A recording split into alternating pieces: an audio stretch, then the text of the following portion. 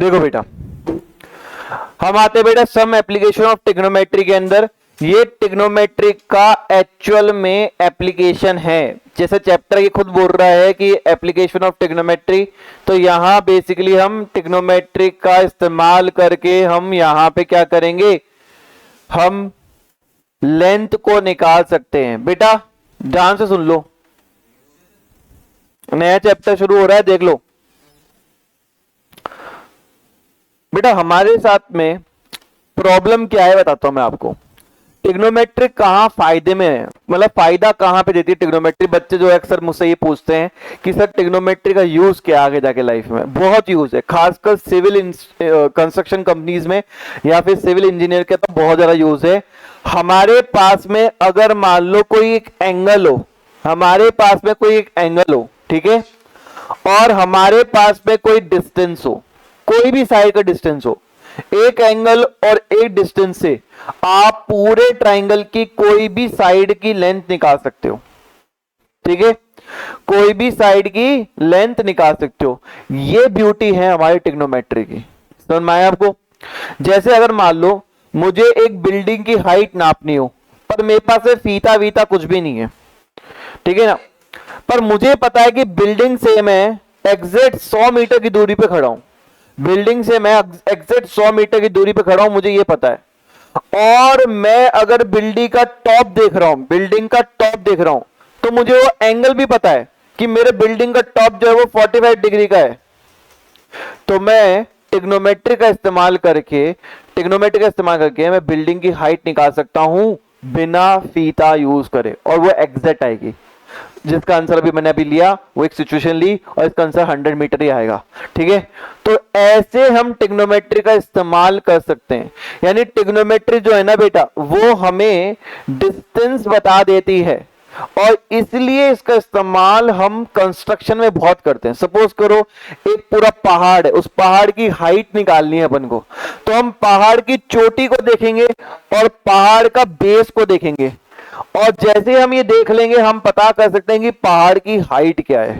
ठीक है, तो ये ब्यूटी है बेटा मैथ्स की, और वो एकदम एग्जैक्ट आएगी। हम पहाड़ में ऐसे यूं एकदम फीता लेके नापने वाले नहीं है, हम इसी तरीके से नापने वाले हैं उसको। तो ये ट्रिग्नोमेट्री का चमत्कार है जो कि हमें पढ़ना है।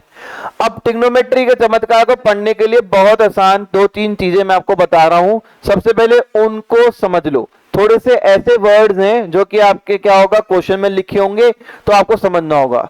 एक वर्ड लिखा जाएगा एंगल ऑफ एलिवेशन। क्या लिखा जाएगा बेटा? Angle of elevation. मैं समझाता हूं एंगल ऑफ एलिवेशन का मतलब क्या होता है। जैसे मान लो मैं एक बिल्डिंग को देख रहा हूं और बिल्डिंग की टॉप देख रहा हूं, तो मेरा एंगल ऑफ एलिवेशन क्या होगा? ऊपर की तरफ होगा। सपोज करो दुबई पहुंच गया, मैं बुर्ज खलीफा को देख रहा हूं और उससे थोड़ा सा दूर खड़ा हूं, तो ऐसे ही देखूंगा ना ऊपर करके। तो जैसे ही मैं अपने बेस से ऊपर देखता हूं, मेरा बेस तो ये है, ऊपर देखता हूं, तो क्या है मेरा? Angle of elevation. क्या है मेरा? वो एंगल ऑफ एलिवेशन। कोई दिक्कत वाली बात है बेटा इसके अंदर? एंगल ऑफ एलिवेशन बोलते हैं। यानी अगर हम ऊपर की तरफ देख रहे तो एंगल ऑफ एलिवेशन। जैसे मैंने ये ट्राइंगल बनाया और ट्राइंगल के अंदर ये बेस है, और यहां पर हमारे पास में ये जो एंगल कहलाएगा, ये क्या कहलाएगा? एंगल ऑफ एलिवेशन कहलाएगा। क्या कहलाएगा? ये एंगल ऑफ एलिवेशन कहलाएगा। ठीक है, कोई दिक्कत है? वहीं एक होता है एंगल ऑफ डिप्रेशन। क्या होता है बेटा? Angle of depression. अब एंगल ऑफ डिप्रेशन क्या होता है मैं आपको समझाता हूं। सपोज करो बेटा मेरे आंखों का बेस ये है ना, एकदम बिल्कुल परपेंडिकुलर, और इससे नीचे मैं किसी बंदे को देख रहा हूं, इससे नीचे मैं किसी चीज को देख रहा हूं, तो वो क्या बन गया मेरा? Angle of depression. Angle of depression यानी मेरे बच्चे, अगर मान लो मैं किसी बिल्डिंग के टॉप पे खड़ा हूं और मैं नीचे किसी चींटी को या किसी चीज को देख रहा हूं, बात समझ लो यार, मजाक नहीं।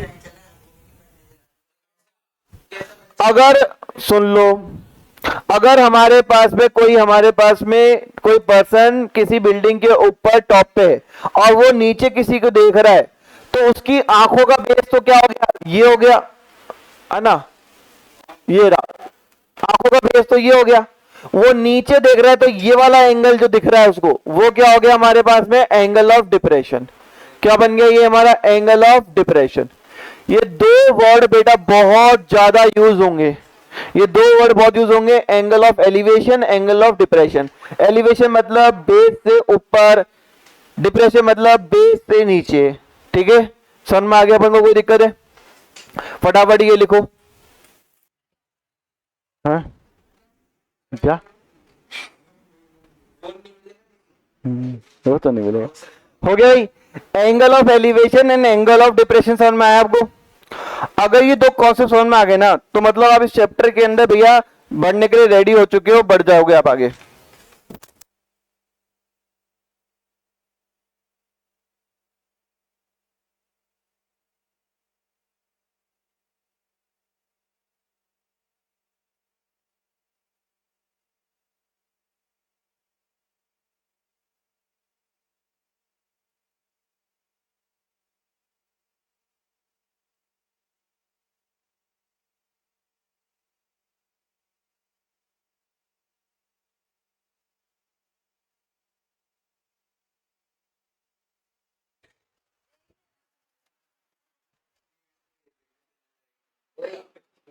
बातें नहीं, आ जाओ बेटा। एक सर्कस चल रहा है, ठीक है ना, और सर्कस के अंदर एक सर्कस का आर्टिस्ट है बेटा, वो 20 मीटर लंबी लॉन्ग रोप को बेटा क्लाइंब कर रहा है, जो कि टाइटली स्ट्रेच है और टाई की गई है top of a vertical pole to a ground.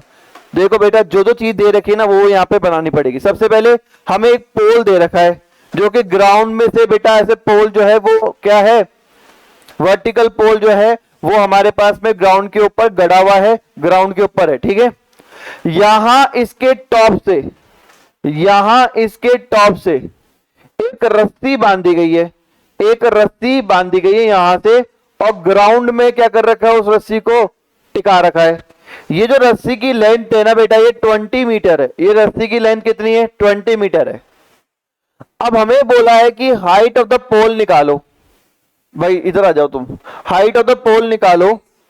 अगर angle made by the rope with the ground level, यानी ग्राउंड लेवल है ये, और ग्राउंड लेवल से जो एंगल बन रहा है वो कितना है, 30 डिग्री। ग्राउंड लेवल से ग्राउंड लेवल से जो एंगल है वो 30 डिग्री है।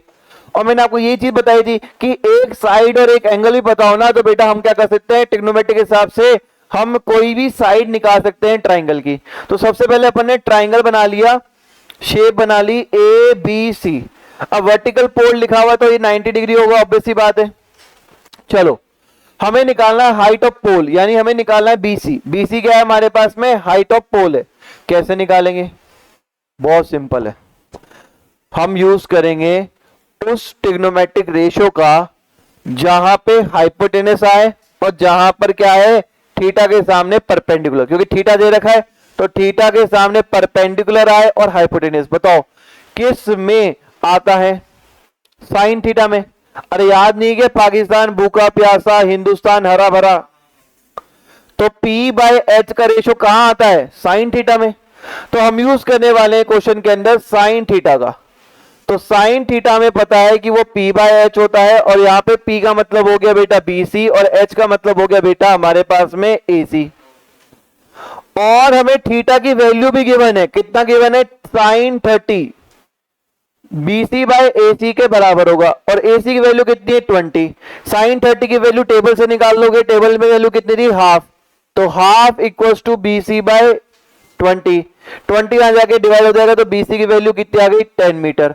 यानी हमारी हाइट ऑफ पोल कितनी आ गई बेटा, 10 मीटर। तो हाइट ऑफ पोल आ गई बेटा हमारे पास में कितनी, 10 मीटर। यानी केवल हमने इस हाइट और इस एंगल से हमने पोल की हाइट निकाल ली। यही था बेटा ट्रिग्नोमेट्री का एप्लीकेशन।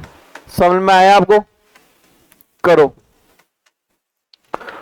बेटा। ऑप सेकंड पे एक ट्री है बेटा, हमारा जो पेड़ था बेटा, आंधी आई, आंधी के कारण बेटा जो उसके बीच वाला पार्ट था, बीच वाला मतलब उसका जो तना था बेटा वो टूट गया, आंधी के कारण टूट गया। ठीक है, और टूटने के बाद में इस तरीके से कि टॉप ऑफ द ट्री था वो टच कर रहा है हमारे पास में ग्राउंड में। जैसे मान लो बेटा ये पेड़ था ना, अभी तो ऐसे समझ लो, अभी इसको फिर इसको डायग्राम में समझ लेंगे। अब वो यहां से टूट गया और टूट के क्या हो गया, वो यहां आकर वो ऐसे ग्राउंड पे जाकर बिखर गया, ठीक है ना। तो इस तरीके से हमारा शेप बन गया, टूट गया ये, ठीक है। अब इसको हम डायग्राम में रिप्रेजेंट कर रहे हैं।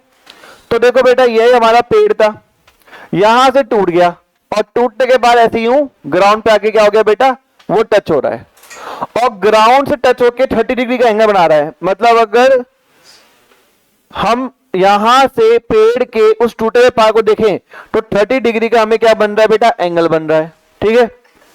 बोल रखा है कि जो पेड़ का फुट है और जो उसका टॉप है वो कितना है, 8 मीटर। कितना है, 8 मीटर। ये हमारा ए हो गया, ये बी हो गया, ये सी हो गया, ठीक है। जो हमारे पास में बेटा पेड़ का टॉप है और इसका जो फुट है वो कितना है, 8 मीटर है। आपको निकालना है कि पेड़ की हाइट क्या है, पेड़ की हाइट क्या है वो निकालना है, ठीक है बेटा। सबसे पहले तो हमें थीटा ये दे रखा है, तो ये परपेंडिकुलर हो जाएगा, ये हाइपोटेनस हो जाएगा और ये बेस हो जाएगा, ठीक है। यहां तक कोई दिक्कत है? अगर हमें बेस गिवन है तो हमें परपेंडिकुलर भी निकालना है और हाइपोटेनस भी निकालना है, दोनों चीज निकालनी है। सर दोनों चीज क्यों निकालनी है? क्योंकि पेड़ एक जमाने में तो बेटा सीधा खड़ा था ना, तो ये हमारे पास में क्या होगा, कहीं ना कहीं हाइट ऑफ ट्री निकालने के लिए मुझे बीसी और एसी को ऐड करना होगा, ठीक है। तो मेरे को परपेंडिकुलर निकालना है। बताओ भाई, परपेंडिकुलर और बेस वाला फॉर्मूला कौन सा होगा, tan। तो हम यूज करने वाले हैं tan थीटा का। तो tan थीटा का फॉर्मूला होता है परपेंडिकुलर अपॉन बेस। परपेंडिकुलर क्या है, BC, बेस क्या है हमारे पास में AB, और थीटा की वैल्यू बेटा tan की कितनी दे रखी है, 30 डिग्री दे रखी है। BC अपॉन में AB की 8 दे रखी है। tan 30 की वैल्यू होती है 1/√3। तो 1/√3 इक्वल्स टू BC अपॉन में 8, इधर भेज दो तो BC की वैल्यू क्या आ गई, 8 अपॉन में √3, ठीक है। अब मैं निकालूंगा बेटा क्या, हमारे को बेस दे रखा है, हाइपोटेनस निकालनी है। बेस दे रखा है, हाइपोटेनस निकालनी है, तो मुझे बेस और हाइपोटेनस वाला कोई ट्रिग्नोमेट्री रेशियो लगाना पड़ेगा। और हमें पता है बेस और हाइपोटेनस वाला कौन सा होता है, कॉस थीटा। तो अब मैं लगाऊंगा कॉस थीटा। तो cos theta equals to base upon में हाइपोटेनस। बेस का मतलब हो गया AB, हाइपोटेनस का मतलब हो गया AC। अब थीटा का मतलब है यहां पर कौन सा एंगल है, थीटा 30 डिग्री है। AB है 8 और AC है बेटा हमें नहीं पता, AC तो निकालना है, ठीक है। 30 की वैल्यू होती है √3/2, 8 AC, उधर जाके मल्टीप्लाई हो गया, इधर जाके मल्टीप्लाई हो गया, √3 डिवाइड हो गया। तो AC की वैल्यू आ गई बेटा 16 अपॉन में √3। अगर मुझे हाइट ऑफ ट्री निकालनी है, पूरे पेड़ की हाइट निकालनी है, तो मैं दोनों को ऐड कर दूंगा। एक तो BC को ऐड करूंगा और साथ में AC को ऐड करूंगा। तो BC क्या है, 8√3 और AC क्या है, 16√3। दोनों का एलसीएम क्या आया, √3। ऐड किया कितना आया, 24। रैशनलाइज करेंगे, √3 नीचे है तो रैशनलाइज करने में ऊपर √3 नीचे √3। तो नीचे ऊपर तो हो गया 24√3 और नीचे हो गया 3। 3 से 3 कट 8 टाइम्स कटा, तो आंसर आ गया 8√3। यानी कि ट्री की जो हाइट थी वो ओरिजिनली कितनी थी, 8√3 थी। हाँ ये रख दे।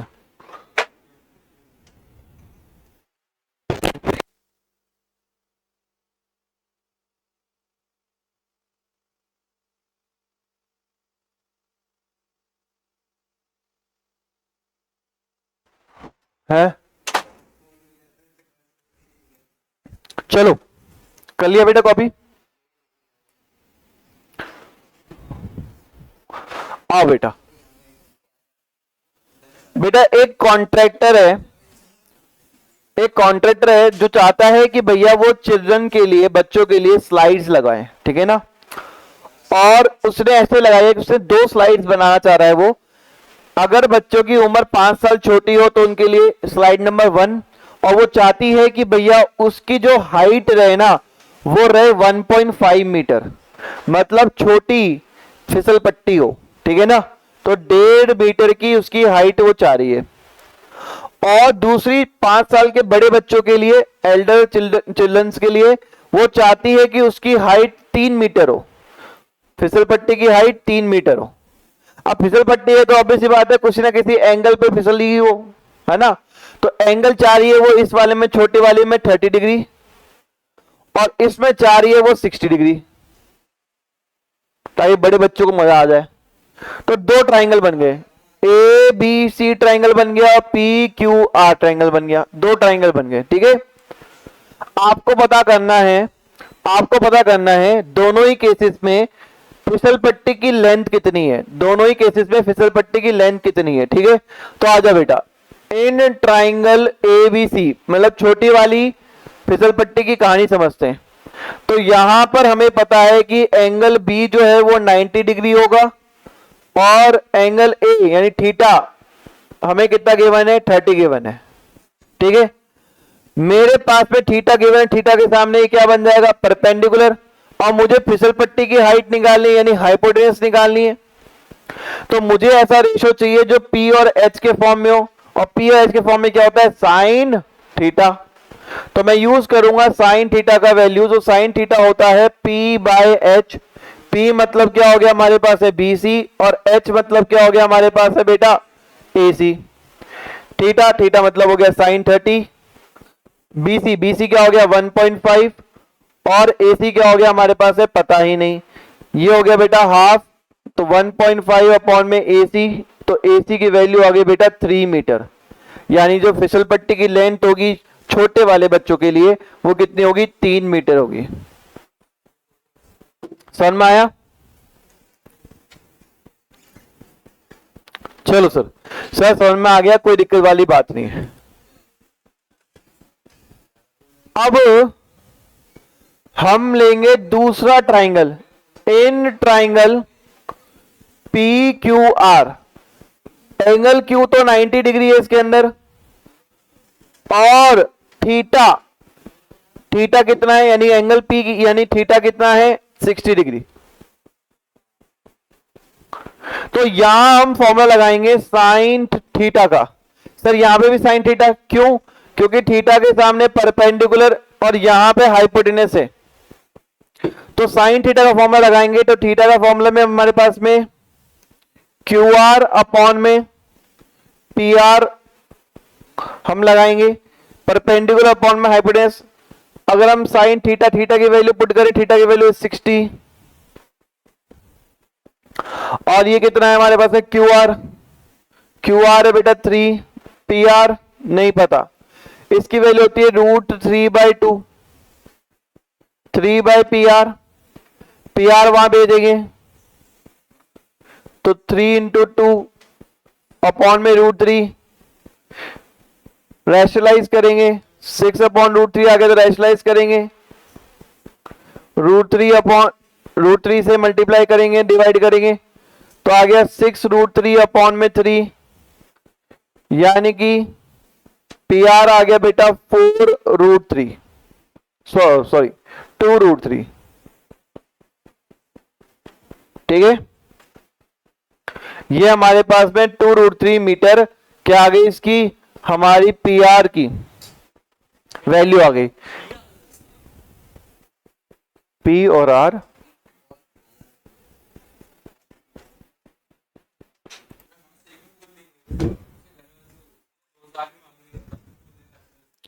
बेटा फोर्थ क्वेश्चन देखो, the angle of elevation of a top of a tower from a point on the ground which is 30 meter away from the foot of the tower is 30, find the height of a tower। बेटा तो कहानी बोली वो समझते हैं, angle of elevation आ गया dialogue. Elevation मतलब ऊपर देख रहे हैं, of a top of a tower यानी समझ में आ गया बेटा, कोई हमारा टावर है और इसके टॉप हम नीचे ग्राउंड से देख रहे हैं, और नीचे वाले ग्राउंड से देख रहे हैं, तो हमारे पास में एंगल कितना बना रहा है बेटा 30 डिग्री। एंगल कितना बना रहा है 30 डिग्री, और ये लिखा हुआ है कि top of tower from point on the ground which is 30 metre away from the foot of the tower, यानी कि इसके फुट से और ये जो पॉइंट है ये 30 मीटर की दूरी पे।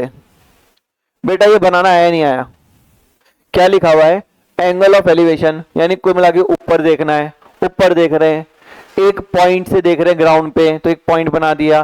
किसको देख रहे हैं? टॉप ऑफ टावर को देख रहे हैं, तो टॉप ऑफ टावर बना दिया। यहां से यहां देख रहे हैं इस 30 डिग्री एंगल के साथ में। अब लिखा हुआ है क्या? विच इज 30 मीटर अवे, यानी पॉइंट जो है वो 30 मीटर दूर है फुट ऑफ टावर। तो फुट ऑफ टावर तो ये होगा ना, टावर का पैर तो ये होगा। यहां से पॉइंट कितना दूर है? 30 मीटर। हमें पता करना है हाइट ऑफ टावर क्या होगी, यानी ये हमें पता करना है। जो मैं पहले ए बी सी, यानी मुझे बी सी पता करना है।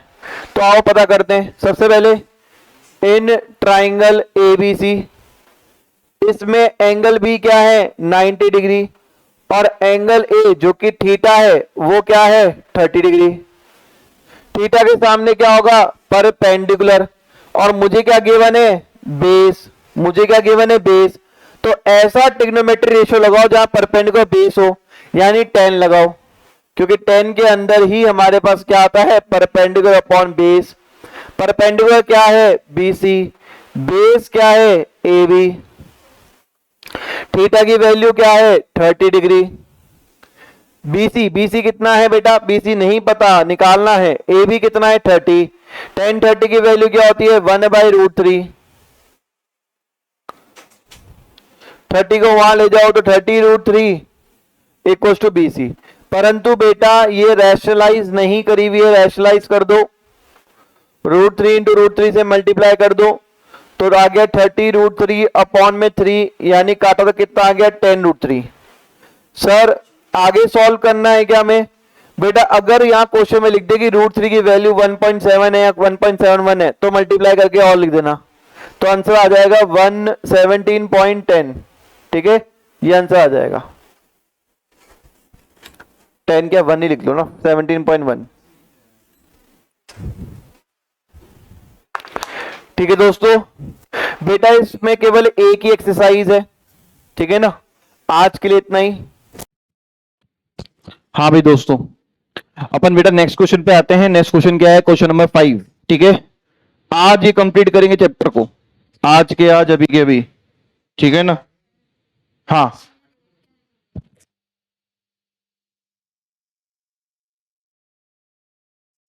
हाँ भाई दोस्तों, तो हमारे पास में बेटा क्वेश्चन नंबर 5 के अंदर क्या दे रखा है? भैया पतंग उड़ा रहे हैं। ठीक है, काइट उड़ा रहे हैं बेटा अपन। और काइट जो है ना बेटा, अगर हम ग्राउंड से काइट को देखें, मेरी ड्राइंग अच्छी नहीं है बेटा, पहले बता दूं मैं। ठीक है, ये काइट है। तो काइट से ग्राउंड से अगर देखें तो काइट जो है वो 60 मीटर अबव द ग्राउंड क्या हो रही है बेटा? उड़ रही है। यहां पे लिखा हुआ भी है कि भैया 60 मीटर अबव द ग्राउंड है। द स्ट्रिंग अटैच, मतलब पतंग का मांझा या सद्दी, ठीक है, जिससे हम पता पतंग को उड़ा रहे हैं, हम यहां से उड़ा रहे हैं ग्राउंड पे। ठीक है, ये हमारे पास में टेम्परेरी इसको ग्राउंड पे हमने किसी जगह पे क्या कर दिया? इसको लगा दिया ग्राउंड पे, इसको किसी जगह पे लगा दिया। ठीक है, चलो ग्राउंड पे हम कितने किसी जगह पे लगा दिया बेटा। चलो, the inclination of the string, अब हम ग्राउंड से इंक्लाइनेशन देख रहे हैं। इंक्लाइनेशन मतलब एंगल को देख रहे हैं। तो एंगल कितना बना रही है? 60 डिग्री। कितना बना रही है बेटा? 60 डिग्री बना रही है। ठीक है, यानी अपन को थीटा गिवन है। और ये बोला है कि assume that there is no lack in the there is no slack in the string, यानी स्ट्रिंग जो है एकदम सीधी है, ऐसे घूम नहीं रही है, झूल नहीं रही है। ठीक है ना, आपको लेंथ ऑफ द स्ट्रिंग निकालनी है, यानी यहां से लेकर यहां तक की क्या करनी है बेटा? लेंथ निकालनी है। तो मेरे बच्चे ट्राइंगल के वर्टेक्स लिख देता हूं यहां पे ए बी सी। तो मैं यहां आता हूं क्वेश्चन नंबर 5 के अंदर, बोलता हूं इन ट्राइंगल एबीसी। भैया एबीसी ट्राइंगल के अंदर एंगल बी क्या है? 90 डिग्री का है। एंगल बी क्या है? 90 डिग्री का है। तो इसके सामने क्या होगा? हाइपोटेनियस। और एंगल ए कितना है? थीटा। और थीटा कितना है? 60। तो इस थीटा के सामने क्या होगा? ये परपेंडिकुलर। अब मुझे परपेंडिकुलर की वैल्यू गिवन है और मुझे निकालना है हाइपोटेनियस, यानी मुझे वो ट्रिग्नोमेट्री रेशियो यूज करना है जहां पे पी और एच आता है। बताओ किस में आता है? साइन में। मेरे बच्चे साइन में ही तो आता है। तो साइन थीटा जो होगा वो परपेंडिकुलर अपॉन हाइपोटेनस होगा, यहां थीटा हमारा यहां प्लेस है, तो उसका परपेंडिकुलर क्या होगा बेटा हमारे पास में BC, और हाइपोटेनस होगा हमारे पास में AC। थीटा की वैल्यू भी गिवन है, थीटा की वैल्यू है 60। BC हमारे पास में है बेटा 60 अपॉन में AC हमारे पास में है बेटा नहीं पता, हाइपोटेनस नहीं पता अपन को।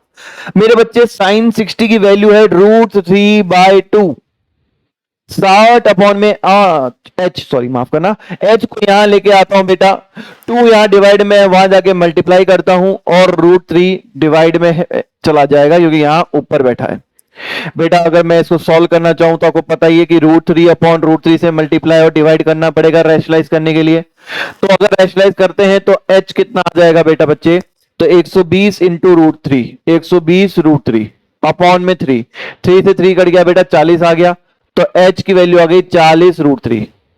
मेरे बच्चे यहाँ पे √3 की वैल्यू गिवन नहीं है, अगर √3 की वैल्यू होता तो अपन √3 की वैल्यू यहाँ पे लगा देते, तो लगभग इसको हम करते बेटा 1.7 से मल्टीप्लाई, तो लगभग जो वैल्यू आती that is will be around हमारे पास कितनी होती बेटा, 4 28 और 60 68 मीटर के आसपास आती अप्रोक्स। ठीक है मेरे बच्चे, सुन में आ गया, अप्रोक्स कितनी वैल्यू आती 68, यानी हमारी पतंग में जो मांझा लगा है वो 68 मीटर लगा है, मांझा सद्दी जो भी है, डोर जो भी है। ठीक है चलो फटाफट से कॉपी कर लो बेटा, जल्दी जल्दी।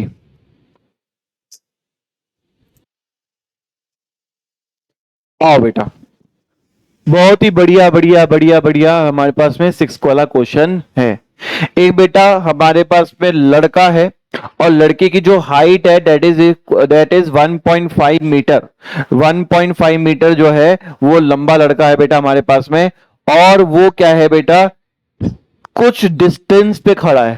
मतलब जैसे मान लो ये मेरे बच्चे, ये मैं उस लड़के को बना रहा हूं, ठीक है ना, ड्राइंग अच्छी नहीं है मेरी, अब मैं बताऊं बेटा, तो इसकी हाइट है 1.5 मीटर। ठीक है चलो बहुत ही बढ़िया, और ये कुछ डिस्टेंस पे खड़ा है, एक बिल्डिंग है, तो एक बिल्डिंग है बेटा हमारे पास में, और जो बिल्डिंग की हाइट है ना बेटा वो गिवन है from a 30 metre tall building, यानी कि ये कितना दे रखा है बेटा 30 मीटर लंबी ऊंची सॉरी बिल्डिंग है। ठीक है, the angle of elevation from his eyes, आंखों से एलिवेशन यानी गर्दन ऊपर कर रहा है, तो आंखों से वो टॉप ऑफ द बिल्डिंग को देख रहा है, आंखों से टॉप ऑफ द बिल्डिंग को देख रहा है, और टॉप ऑफ द बिल्डिंग को बोल रहा है कि एलिवेशन पहले 30 डिग्री था अब 60 डिग्री हो गया, जैसे जैसे वो बिल्डिंग की तरफ चल रहा है।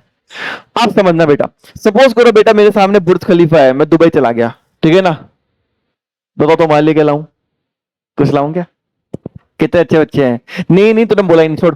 तो देख पहले मैं जब बुर्ज खलीफा से दूर था ना, तो बुर्ज खलीफा मुझे वहां दिख रही थी, बिल्कुल एकदम वहां पे दिख रही थी, सर वहां पे खड़ी है। ठीक है, जैसे जैसे मैं बुर्ज खलीफा के पास जाते जा रहा हूं, मेरी गर्दन ऊपर ऊपर ऊपर ऊपर हो जाती है। क्यों? क्योंकि भैया जैसे जैसे पास जाओगे तो एंगल ऑफ एलिवेशन क्या करेगा, राइज करेगा। ऑब्वियस बात है ना, जब आप बेटा हमारे पास में दूर से देख रहे हो तो वहां पे दिख रही है अरे बिल्डिंग है, अरे टॉप हो रहा, पर जैसे जैसे से मैं पास जा रहा हूं और बिल्डिंग जो है वो हमें और ऊंची दिखाई जाएगी। ठीक है ना, तो एंगल ऑफ एलिवेशन बढ़ेगा। तो लड़का क्या कर रहा है, बिल्डिंग की तरफ चल रहा है, लड़का बिल्डिंग की तरफ चल रहा है, और जैसे ही वो बिल्डिंग की तरफ चलता है तो पहले तो उसका कितना था एंगल ऑफ एलिवेशन 30 था, पहले कितना था 30, और उसके बाद में कितना हो गया 60, उसके बाद कितना हो गया 60, जैसे जैसे बिल्डिंग की तरफ चला। आपको पता करना है कि वो बिल्डिंग की तरफ कितना चला, मतलब आपको ये वाला डिस्टेंस पता करना है। पहले तो क्वेश्चन समझ में आया नहीं आया बताओ, क्वेश्चन बिल्कुल एकदम प्रैक्टिकल लाइफ जैसा ही है, अपन आम जिंदगी में ऐसा होता है बेटा। ठीक है ना, जैसे से हम किसी ऊंची तरफ बिल्डिंग की तरफ चलते हैं और उसको टॉप को देखें तो हमारी गर्दन जो है वो क्या होगी बेटा, ऊपर की तरफ जाती जाएगी, ऊपर की तरफ जाती जाएगी। ठीक है, वैसे इस लड़के के साथ हुआ, जैसे से बिल्डिंग की तरफ चला तो उसका एंगल ऑफ एलिवेशन 30 डिग्री था, अब 60 डिग्री हो गया। ठीक है, मुझे बताओ 1.5 मीटर तो उसकी खुद की हाइट है, 1.5 मीटर तो उसकी खुद की हाइट है, और पूरी बिल्डिंग की हाइट 30 मीटर है, तो बची हुई हाइट बिल्डिंग की कितनी होगी 28.5 मीटर। ये गलत समझ में आ गई क्या आपको? ठीक है, अब मैंने इसको ट्राइंगल के फॉर्म में बना रहा हूं बेटा, ये बच्चे बच्चे हटा रहा हूं मैं, कोई मतलब नहीं है, ठीक है ना। तो आ जाओ, ये हटाओ, ठीक है, ये भी हटाओ, चलो ये 30 मीटर हटाओ, 28.5 मीटर बचेगा नेट, 30 मीटर का कोई मतलब नहीं, ठीक है। चलो अब बेटा ये मेरे दो ट्राइंगल बन गए बेटा, ए इसको रख रहा हूं, बी ये रख रहा हूं, सी ये, डी ये, ठीक है। A B C D point मैंने बना दिए। बी हमारे पास में क्या है बेटा, बी हमारे पास में क्या है, 90 डिग्री का है, ठीक है। दो ट्राइंगल हो गए बेटा, दो ट्राइंगल, एक ट्राइंगल का नाम है ए बी सी और एक ट्राइंगल नाम है ए बी डी। कोई दिक्कत है? अब इन दोनों ट्राइंगल का मिनिएचर वर्जन मैं यहां बना रहा हूं, दोनों ट्राइंगल का मिनिएचर वर्जन यहां बना रहा हूं। एक है 30 डिग्री वाला ट्राइंगल, तो एक ट्राइंगल हो गया ए बी डी, हाँ कि ना, ए बी डी 30 डिग्री वाला ट्राइंगल ले लिया। और एक बना रहा हूं बेटा 60 डिग्री वाला, ए बी सी, और ये कितना है 60 डिग्री वाला, ठीक है। और हमें पूछा है कि भैया बताओ सी डी से लेकर सी तक चलाना, वो डी से लेकर सी तक, यानी सी डी का डिस्टेंस पता है हमें, सी डी का डिस्टेंस पता चल जाए, कहानी खत्म है। सी डी का डिस्टेंस आया नहीं कि भैया पूरा खेल खत्म। तो सी डी डिस्टेंस निकालना है, और सी डी डिस्टेंस में कैसे निकालता हूं वो सिखाता हूं। सबसे पहले बेटा जो बड़ा वाला ट्राइंगल है, बड़ा वाला ट्राइंगल मतलब ए बी डी, बड़ा ट्राइंगल है, इसको ले लो। आओ, in triangle A B D, हम ए बी डी ट्राइंगल की बात कर रहे हैं। एंगल बी जो है वो 90 डिग्री का है, और एंगल डी यानी कि थीटा कहां प्लेस है, डी पे प्लेस है, 30 डिग्री का है। ये समझ में आया भैया? ए बी डी बड़ा ट्राइंगल ले लिया, जहां पे बी एंगल तो 90 डिग्री का हो गया, और डी जो थीटा है वो डी पे प्लेस्ड है, ठीक है।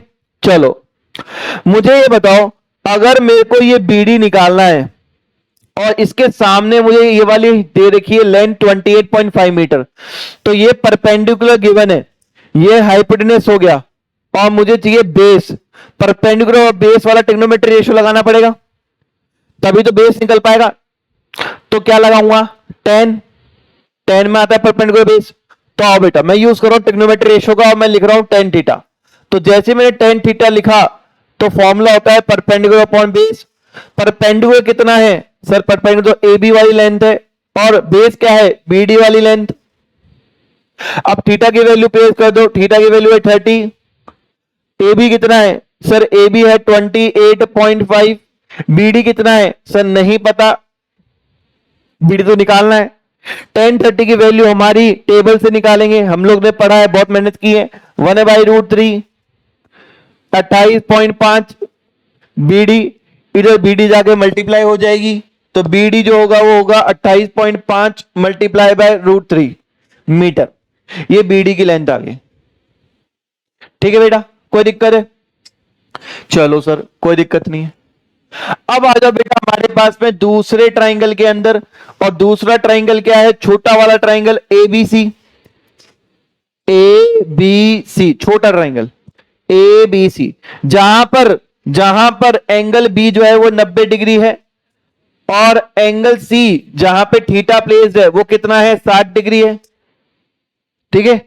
और मुझे यहां पे ए बी तो वही है 28.5, और अगर मुझे बीसी की लेंथ निकालनी हो, परपेंडिकुलर गिवन है, और मुझे बेस निकालना हो, तो कौन सा रेशियो लगाना पड़ेगा, 10 लगाना पड़ेगा ट्रिग्नोमेट्री रेशियो में।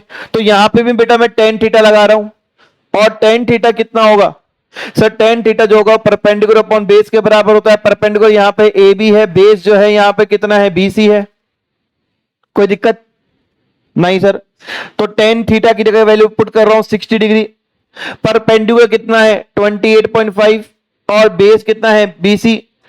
1060 की वैल्यू पुट कर रहा हूं √3 की वैल्यू आ गई 28.5 अपॉन में बीसी। भैया बीसी यहां चल जाएगा, √3 यहां आ जाएगा, तो बीसी की वैल्यू आ गई बेटा 28.5 अपॉन में √3। भैया पहली इक्वेशन दे दूसरी इक्वेशन, कोई दिक्कत है बेटा?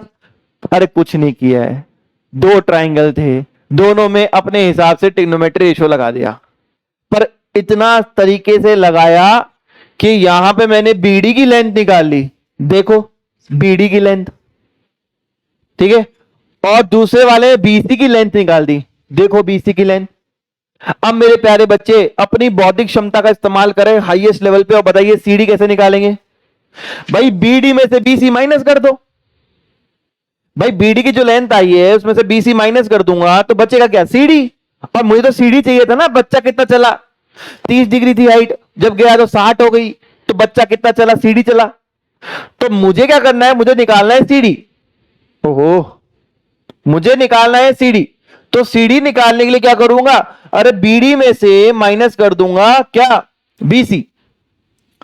और दोनों की वैल्यू मेरे पास है बेटा, बीडी की वैल्यू 28.5 रूट 3, बीसी की वैल्यू 28.5 रूट 3।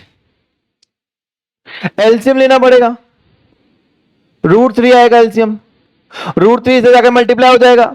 तो रूट 3 कितना होता है, 3। रूट 3 से मल्टीप्लाई होगा ना, अरे क्रॉस मल्टीप्लाई करना है, इन दोनों को मल्टीप्लाई कर यहां लिख दिया तो इन दोनों को क्रॉस मल्टीप्लाई करना पड़ेगा एलसीएम में न्यूमरेटर लिखने के लिए, ठीक है। तो रूट थ्री कितना हो गया, 3, और 3 मल्टीप्लाई बाय 28.5 कितना होता है, 78.5, सॉरी 88.5, 88.5 आ जाएगा। माइनस 1 इंटू ये 28.5, एक बार चेक भी कर लो, 30, 1.5 नहीं यार, 80 कितना आएगा, 1.5, 4.5, 85.5 आएगा, सॉरी माफी चाहेंगे आपसे, 85.5 आ जाएगा, ठीक है। इन दोनों को माइनस करो, आंसर क्या आ जाएगा, 57 रूट 3। इतना चला वो, 57 रूट 3 चला। पर ये तो क्या है, हमारा नीचे रूट है, नीचे रूट है तो अच्छी बात नहीं ना छोड़ना, रैशनलाइज करना पड़ेगा ना बेटा। तो रूट 3 अपॉन रूट 3 से रैशनलाइज कर दो तो हो जाएगा 57 रूट 3 अपॉन में 3 से काटा कितना आ गया, 19 रूट 3। यानी कि वो लड़का 19 रूट 3 मीटर चला, जिस कारणवश उसका एंगल ऑफ एलिवेशन 30 डिग्री से 60 डिग्री हो गया। आपकी एनसीईआरटी में यही आंसर है 19 रूट 3। पर अगर बोर्ड में थोड़ा स्मार्ट बन जाए, बोलते रूट 3 की वैल्यू भी पुट करो, यहां पे लिखा आ जाएगा टेक रूट 3 इक्वल टू 1.71 या 1.7 जो भी बोले, तो लगभग 1.7 वैल्यू ले लेता हूं बेटा अभी के लिए आपके लिए। तो 1.7 लूंगा तो क्या आ जाएगा, 17 इंटू 19 कितना होता है बेटा, हो जाता है 313, तो 31.3 मीटर चला लगभग वो, ठीक है ना। तो ये हमारे पास आंसर आ गया। हालांकि एनसीईआरटी में यहां तक ही आंसर दे रखा है, रूट की वैल्यू नहीं खोल रखी, पर अगर रूट की वैल्यू खोलोगे तो मल्टीप्लाई करना है आपको, मल्टीप्लाई करके आपका आंसर आ जाएगा। तो लगभग 31.3 मीटर चला, जिस कारण से उसका एंगल ऑफ एलिवेशन 30 डिग्री से क्या हो गया, 60 डिग्री हो गया, ठीक है भाई। समझ में आया? एक बार और समझा दूं मैं आपको, 1 मिनट लूंगा, बड़ा सिंपल सा है। यहां पे सबसे पहले इंपॉर्टेंट है डायग्राम बनाना। डायग्राम बनाते हुए बच्चे गलती क्या करते हैं कि यहां पे ये ए बी की लेंथ को 28.5 मीटर ना लेके क्या ले लेते हैं, 30 मीटर ले लेते हैं, दिमाग में थोड़ा सा कम तरीके से यूज कर लेते हैं। बेटा वो तो ग्राउंड से थी, इसकी आंखों से तो लेंथ क्या होगी, 28.5 मीटर ही होगी। फिर दूसरी गलती बच्चे ये भी करते हैं, मैंने देखा है गलती करते वक्त, कि यहां पर 60 डिग्री यहां पे 30 डिग्री लिख देते हैं। ऐसा नहीं है बेटा, यहां 30 डिग्री होगा, यहां 60 डिग्री होगा, ठीक है। उसके बाद में बेटा हमें क्या करना है, 2 ट्राइंगल यहां पे दिख जाएंगे, 2 ट्राइंगल में एक बड़ा ट्राइंगल छोटा ट्राइंगल है। हमेशा पहले बड़े ट्राइंगल में ट्रिग्नोमेट्री रेशियो लगाओ, फिर छोटे ट्राइंगल में लगाओ, ठीक है। तो हमने बड़े ट्राइंगल में ट्रिग्नोमेट्री रेशियो लगाया और बीडी की लेंथ निकाल ली, छोटे ट्राइंगल के अंदर ट्रिग्नोमेट्री रेशियो लगाया और बीसी की लेंथ निकाल ली, और उसके बाद तो सीडी निकालना क्या था, बीडी में से बीसी माइनस कर दो तो सीडी आ जाएगा। रूट में आई थी वैल्यू तो रूट में से रैशनलाइज कर दिया, और रैशनलाइज करने के बाद में हमने क्या करा, रूट की वैल्यू को पुट कर दिया, और जैसे ही रूट की वैल्यू पुट करी, मतलब यहां पे हमने पुट किया तो अप्रोक्स में हमारा आंसर आ गया 31.3 मीटर चला है, ठीक है। फटाफट से बेटा छाप लो क्वेश्चन को, अच्छा क्वेश्चन है, और आप ऐसे ही क्वेश्चन आएंगे सारे के सारे, बहुत मेहनत कराता है। आओ भैया 7th क्वेश्चन, अरे भैया बहुत ही बढ़िया क्वेश्चन है तो, ये क्वेश्चन तो एकदम टॉप लेवल का है। From a point on the ground, अरे भैया हमने ग्राउंड पे एक पॉइंट बना लिया, ये हमारा ग्राउंड है, ठीक है। The angle of elevation of the bottom and the top of the transmission tower fixed at the top of a 20 metre building high at 45-60। भाई साहब क्या क्या लिख दिया, देखो सुनो आराम से पढ़ो। एक तो हमें एंगल ऑफ एलिवेशन दे रखा है, और एंगल ऑफ एलिवेशन 2 चीजों दे रखा है, बॉटम और टॉप। सर बॉटम का भी एंगल ऑफ एलिवेशन है, हाँ पर ये बॉटम और टॉप किसका है? ट्रांसमिशन टावर, जो कि कहां है? एक 20 मीटर हाई बिल्डिंग पे। मतलब समझो बेटा, यहां पे कोई एक बिल्डिंग है ना, जे बिल्डिंग है, जे बिल्डिंग का गेट हो गया, खिड़की हो गई, बहुत सारी खिड़कियां होती है ना ऐसे, और बिल्डिंग के ऊपर टावर बना हुआ है। ड्राइंग बेकार है मेरी, ठीक है ना, समझ में आ गया ना आपको? अबे देखा होगा घरों के ऊपर टावर बनते हैं ना, मोबाइल वाले टावर घरों के ऊपर, है ना, वैसे ही है। एक बिल्डिंग है और बिल्डिंग की हाइट दे रखी है 20 मीटर, और हम क्या कर रहे हैं? टावर का टॉप देख रहे हैं, तो हमारी गर्दन थोड़ी और ऊंची होगी 60 डिग्री, और टावर का बॉटम देख रहे हैं तो 45 डिग्री होगी। समझ में आ गया? तो अब इस डायग्राम को हम ट्राइंगल में बनाते हैं। तो ट्राइंगल में देखो, सपोज करो बेटा ये मेरी बिल्डिंग है, बिल्डिंग की लेंथ कितनी है? 20 मीटर बिल्डिंग की लेंथ है। ग्राउंड से यहां पे ऊपर टावर लगा हुआ है, सपोज करो यहां तक टावर लगा हुआ है। तो टावर को देख रहे हैं तो हमारी गर्दन जो है बेटा बहुत ऊंची हो गई 60 डिग्री, और अगर टावर का बॉटम देख रहे हैं तो हमारी गर्दन नीचे हो गई कितनी डिग्री? 45 डिग्री।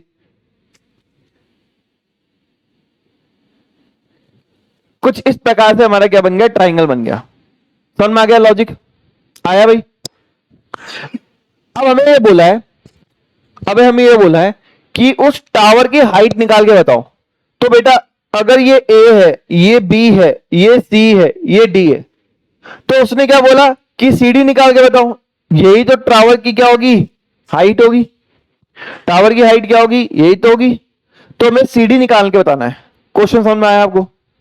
आ गया कि भैया हम बिल्डिंग के ऊपर लगे हुए टावर देख रहे हैं, अब बिल्डिंग के टावर के बॉटम को देख रहे हैं तो हमारा एंगल ऑफ एलिवेशन 45 है, पर टॉप को देख रहे हैं तो हमारा एंगल ऑफ एलिवेशन कितना है? 60 है, और 20 मीटर हमें ये दे रखा है। अब हमें ये बोला है कि भैया टावर निकाल के बताओ कि टावर की क्या हाइट है। ठीक है, हाइट कौन सी हाइट? 20 मीटर बॉटम से पूरी यहां तक,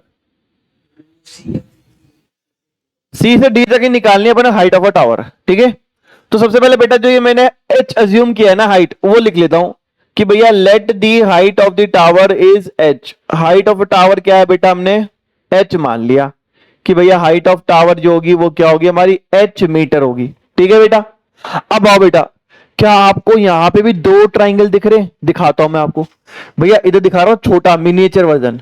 एक ट्राइंगल है जिसका है ए बी सी, और उसका एंगल है 45। ये है छोटा ट्राइंगल, ठीक है, जहां बीसी की लेंथ 20 मीटर दे रखी है। और एक बड़ा ट्राइंगल है सर, एक बड़ा ट्राइंगल है जिसका है ए बी डी, और ये है 60 डिग्री का, और ये हो जाएगा 20 प्लस एच। क्या हो जाएगा? 20 प्लस एच, क्योंकि बीडी हो गया ना, बीडी में क्या होगा? बीसी प्लस सीडी होगा। बीसी तो क्या है? 20, और सीडी कितना है? एच है, तो बीडी क्या होगा? 20 प्लस एच हो जाएगा। कोई दिक्कत है बेटा? सर क्या करें? अरे बेटा बड़ा ट्राइंगल ले लो, क्या दिक्कत है? In triangle A B D, angle B क्या है? 90 डिग्री। एंगल बी क्या है? 90 डिग्री। और एंगल ए पे थीटा बैठा है, और थीटा क्या है? 60 डिग्री। ठीक है, कोई दिक्कत है? देखो कुल मिला के मुझे हाइट निकालनी है ना, और हाइट हम कैसे निकालेंगे? दोनों ट्राइंगल में सबसे कॉमन चीज क्या आ रही है? ए बी और ए बी। तो अगर मुझे इस ट्राइंगल को निकाल के ए बी का कुछ रेशियो मिल जाए, इस ट्राइंगल को निकाल के ए बी का कुछ रेशियो मिल जाए, तो मैं यूज करके एच निकाल सकता हूं। तो मुझे कुल मिला के ये हो गया परपेंडिकुलर, तो ये हो जाएगा बेस। यानी मुझे ट्रिग्नोमेट्री रेशियो वो लगाना है जहां परपेंडिकुलर बेस हो, जो कहां होता है? टेन में। तो आओ लगाते हैं टेन थीटा। तो टेन थीटा लगाया मैंने तो क्या होगा? परपेंडिकुलर अपॉन बेस होगा। परपेंडिकुलर कितना? सर परपेंडिकुलर हमारे पास में है बी डी, और बेस कितना? सर बेस है ए बी।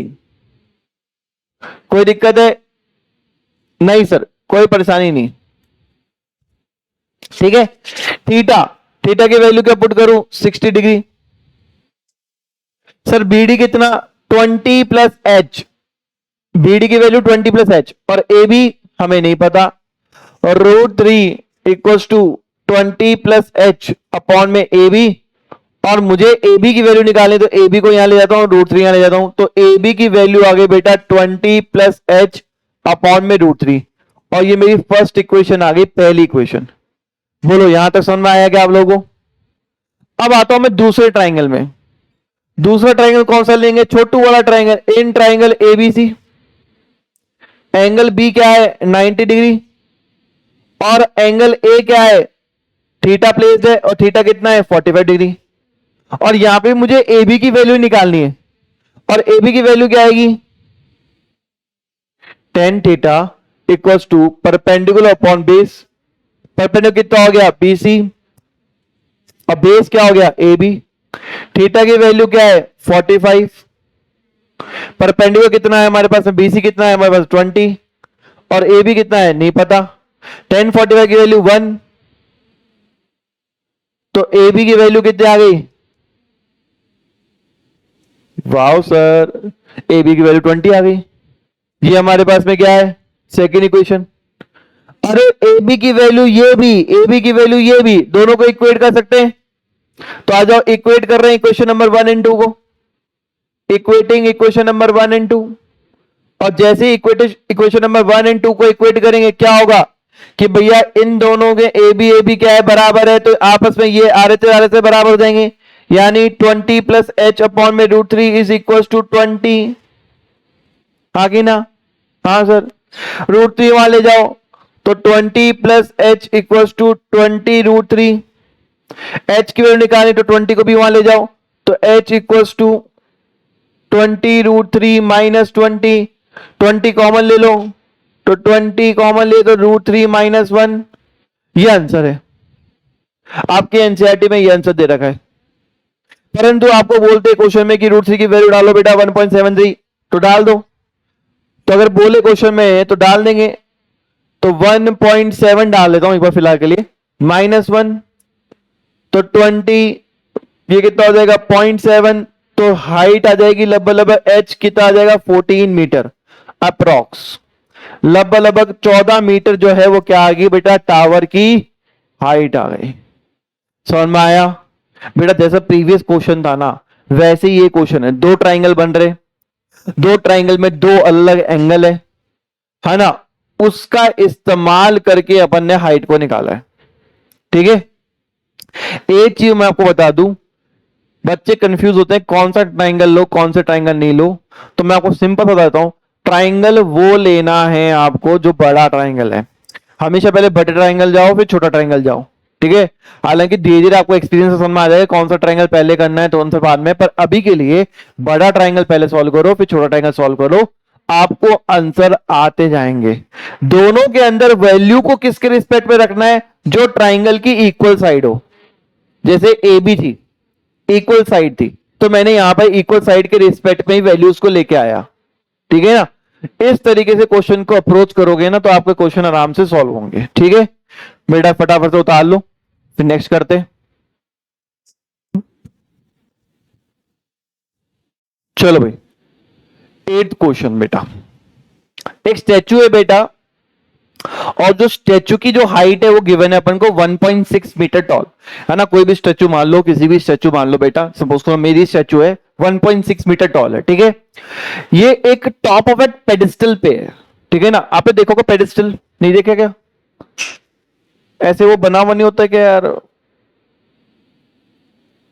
ऐसे सीढ़ियां बनी हुई होती है, फिर उसके ऊपर ऐसे घोड़े की टांग होती है, फिर घोड़ा होता है, और कोई राधा महाराज जैसे तावा लेके बैठा होता है। हाँ, तो ये पेडेस्टल है, ये पेडेस्टल है, और ये स्टैचू है ना? बेस बना दिया पेडेस्टल, और उसके ऊपर स्टैचू। ठीक है, चलो अब क्या है कि ये जो स्टैचू है ये पेडेस्टल के ऊपर है, 1.6 मीटर टॉल स्टैचू है हमारे पास में।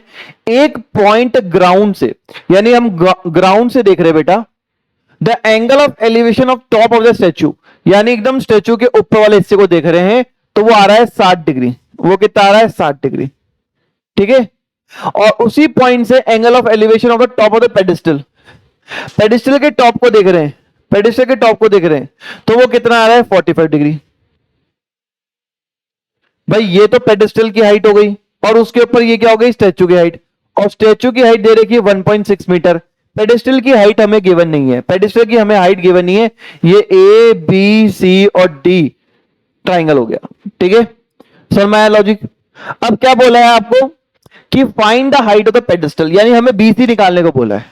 भाई पेडिस्टल के ऊपर स्टैचू खड़ी है, पेडिस्टल है स्टैचू है, तो स्टैचू की हाइट तो 1.6 मीटर गिवन है, बट हमें इस बीसी की हाइट, पेडिस्टल की हाइट गिवन नहीं है, हमें ये निकालनी है। कोई दिक्कत है बेटा? क्या करेंगे बेटा? अजी इसमें भी दो ट्राइंगल है, दिख रहे हैं आपको दो ट्राइंगल? भाई एक ट्राइंगल तो हो गया बड़ा वाला ए बी डी, और एक ट्राइंगल हो गया बेटा छोटा वाला ए बी सी, ठीक है। सपोज पेडिस्टल की हाइट को बेटा मैं एच मान रहा हूं, ठीक है, सपोज पेडिस्टल की हाइट को मैं एच मान रहा हूं, तो बीडी क्या हो जाएगा? H plus 1.6 metre. और अगर मान लो बीसी हमारे पास में है तो ये कितना हो जाएगा? एच। ये कितना हो जाएगा? एच। दोनों में साइड कौन सी कॉमन है ट्राइंगल में? ए बी, यानी वैल्यूज को मैं ए बी के रिस्पेक्ट में बनाऊंगा। ये मैंने क्वेश्चन को इस तरीके से दिमाग में फ्रेम कर लिया कि दो ट्राइंगल है, दोनों में बेटा हमको दे रखे हैं। अच्छा ये बड़ा ट्राइंगल जो है उसमें थीटा है 60 डिग्री, छोटा ट्राइंगल में थीटा है 45 डिग्री, तो यानी दोनों ट्राइंगल में ट्रिग्नोमेट्री रेशियो निकालना है। और ट्रिग्नोमेट्री रेशियो निकालने के बाद हमें किसके रिस्पेक्ट के अंदर हमें लेंथ को निकालना है? जो साइड कॉमन है। कौन साइड कॉमन है? ए बी कॉमन है, तो ए बी के रिस्पेक्ट में निकालेंगे। समझ में आ गया यहां तक? आई थिंक यहां तक तो कोई प्रॉब्लम नहीं होगी। आओ बेटा सॉल्यूशन करते हैं। सबसे पहले जो मैंने एच अज्यूम किया उसको एच को मान लेते हैं, लेट कर लेते हैं, अज्यूम कर लेते हैं। Let the height of pedestal, pedestal की हाइट को बेटा क्या ले लेंगे अपन? एच मीटर ले लेंगे, है ना, कि भैया एच मीटर जो है पेडेस्टल जो हाइट हम अज्यूम कर रहे हैं। अब भैया अज्यूम करने का बड़ा ट्राइंगल लेंगे, ट्राइंगल है ए बी डी, जहां एंगल बी जो है 90 डिग्री है और थीटा यानी एंगल ए यानी थीटा कहां प्लेस्ड है? 60 डिग्री पे प्लेस्ड है। और क्योंकि यहां पे मुझे हाइपोटेन्यूज से मतलब नहीं, मुझे तो ए बी से मतलब है और बी डी से मतलब है, यानी परपेंडिकुलर बेस से मतलब है। परपेंडिकुलर बेस तो आपको भली भांति पता चल गया होगा कि टेन थीटा लगाना है, तो टेन थीटा जो होगा वो perpendicular base upon perpendicular base के बराबर होता है, परपेंडिकुलर अपॉन बेस के बराबर। परपेंडिकुलर है बेटा बी डी, बेस है बेटा ए बी। थीटा की वैल्यू बेटा 60 है, परपेंडिकुलर कितना है? एच प्लस 1.6 मीटर, बीडी की वैल्यू ये है, और ए बी की वैल्यू क्या है? नहीं पता। रूट 1060 की वैल्यू क्या होती है? √3 एच प्लस 1.6 मीटर, और ए बी की वैल्यू निकालना चाहे तो ए बी को यहां ले जाएंगे बेटा और √3 को नीचे। आगे आ जाओ, दूसरा ट्राइंगल ले लो। अच्छा ये तो पहली इक्वेशन बन गई ना, चलो दूसरा triangle. In triangle A B C, angle B जो है बेटा वो कितना है? 45 डिग्री, अरे सॉरी एंगल बी तो 90 डिग्री है। एंगल ए जो है वो है बेटा हमारे पास में जहां थीटा प्लेस है वो 45 डिग्री है, ठीक है। सेम टेन थीटा पे जाएंगे बेटा, परपेंडिकुलर अपॉन बेस लगाएंगे, बीसी अपॉन में ए बी। थीटा की वैल्यू 45, बीसी कितना है? बीसी है एच, ए बी कितना है? ए बी पता नहीं, 10 45 की वैल्यू 1 होती है, तो ए बी जो है वो एच के बराबर आ गया। अरे ए बी की वैल्यू ये भी, ए बी की वैल्यू ये भी, इक्वेट कर दूं इक्वेशन को, तो इक्वेटिंग इक्वेशन नंबर 1 एंड 2, तो H प्लस ए, अगर LHS से बराबर है तो RHS से बराबर होगा, तो H प्लस 1.6 मीटर अपॉन में √3 is equal to H। Sir वहां भेज दो, वहां भेज देंगे? हाँ भेज दो। तो आओ सॉल्व करें। हमारे पास में H √3H, सॉरी इधर तो H आएगा ना, हाँ इधर H प्लस 1.6 मीटर, मीटर हटाई देता हूं 1.6 चलने दो, √3H हो गया, ठीक है। सर H को वहां भेज दो, 1.6 equal to √3H minus H। Sir H common ले लो तो आएगा √3 - 1, 1.6 बेटा √3 को नीचे ले जाओ तो 1.6 √3 -1 इक्वल्स टू h। आपको पता है नीचे रूट आता है तो क्या करना पड़ता है, रैशनलाइज करना पड़ता है। तो रैशनलाइज करेंगे 1.6 √3 -1 मल्टीप्लाई बाय √3 +1 अपॉन में √3 +1। अब बेटा मल्टीप्लाई करेंगे तो 1.6 ऊपर तो क्या आएगा 1.6 ब्रैकेट में √3 +1 नीचे आ जाएगा a - b a + b वाली प्रॉपर्टी जिसका फॉर्मूला होता है a² - b²।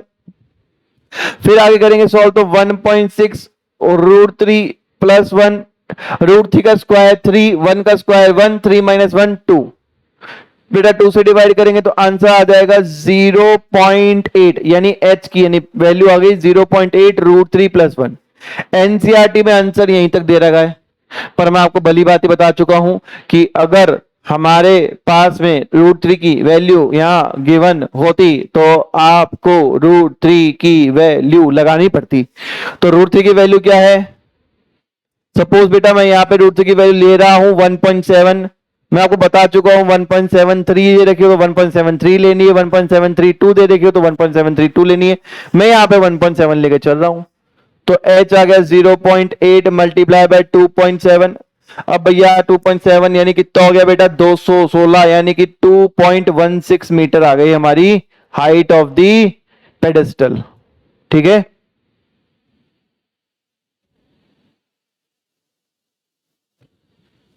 करो बेटा छापो।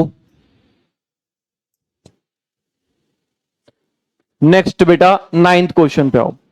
The angle of elevation of top of a building from a foot of a tower is 30। देखो बेटा समझना इस क्वेश्चन को, हम क्या कर रहे हैं angle of elevation of the top of a building, यानी बेटा बिल्डिंग को देख रहे हैं और बिल्डिंग को देखते हुए बेटा हमारी गर्दन ऊपर है क्योंकि लिखा हुआ है एंगल ऑफ एलिवेशन।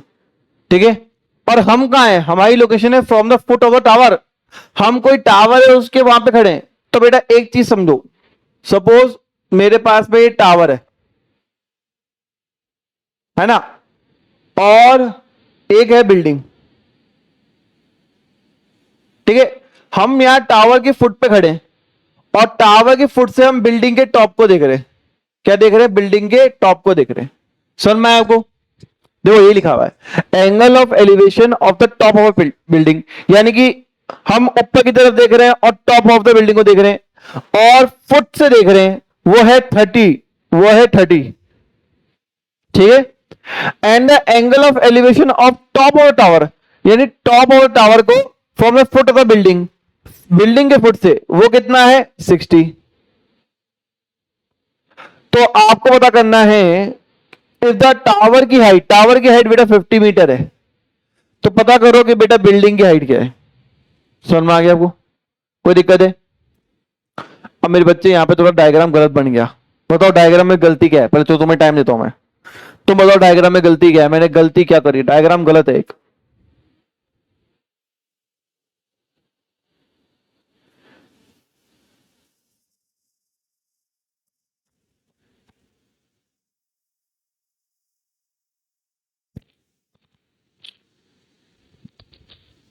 पकड़ में आई गलती, गलती हुई थोड़ी सी ये हो गई कि अगर हमारा पास में ये और ये डिस्टेंस दोनों सेम है, मतलब एक ही जगह पे है, टावर यहां खड़ा है बिल्डिंग यहां खड़ी है, हम यहां से इसका टॉप देख रहे हैं यहां से इसका टॉप देख रहे हैं, तो कहने का मतलब ये हो गया कि ये 30 डिग्री जो दे रखा है ना, ये सब छोटा बनना चाहिए था आपका, मतलब इसकी हाइट छोटी बननी चाहिए थी। सलमाया लॉजिक, और ये बड़ा बनना चाहिए था। सर ऐसा क्यों,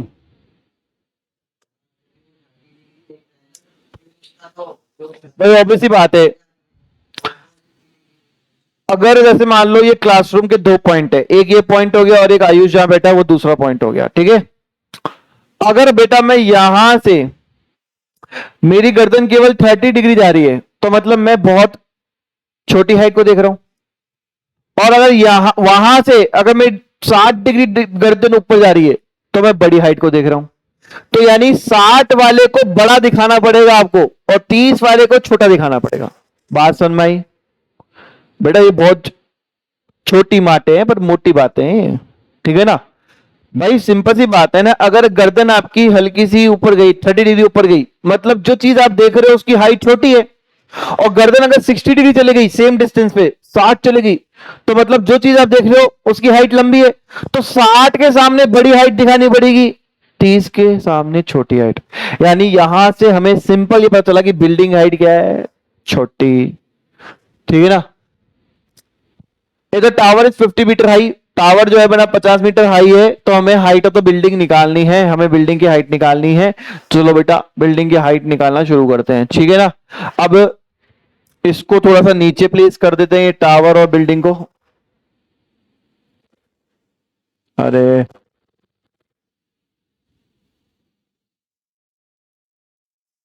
ठीक है ना, यहां पर ए, यहां पे बी, यहां पे सी और यहां पे डी। बेटा यहां पे दो ट्राइंगल है, मैं आपको दोनों ट्राइंगल के दर्शन कराना चाहता हूं। एक ट्राइंगल है ए बी डी और दूसरा ट्राइंगल है बेटा, उसके भी दर्शन कराना चाहता हूं मैं आपको, ए बी सी, ठीक है? दो ट्राइंगल है और हमें एडी की लेंथ गिवन है 50 मीटर, हमें निकालनी क्या है, बीसी की लेंथ, हमें निकालनी क्या है, बीसी की लेंथ, ठीक है?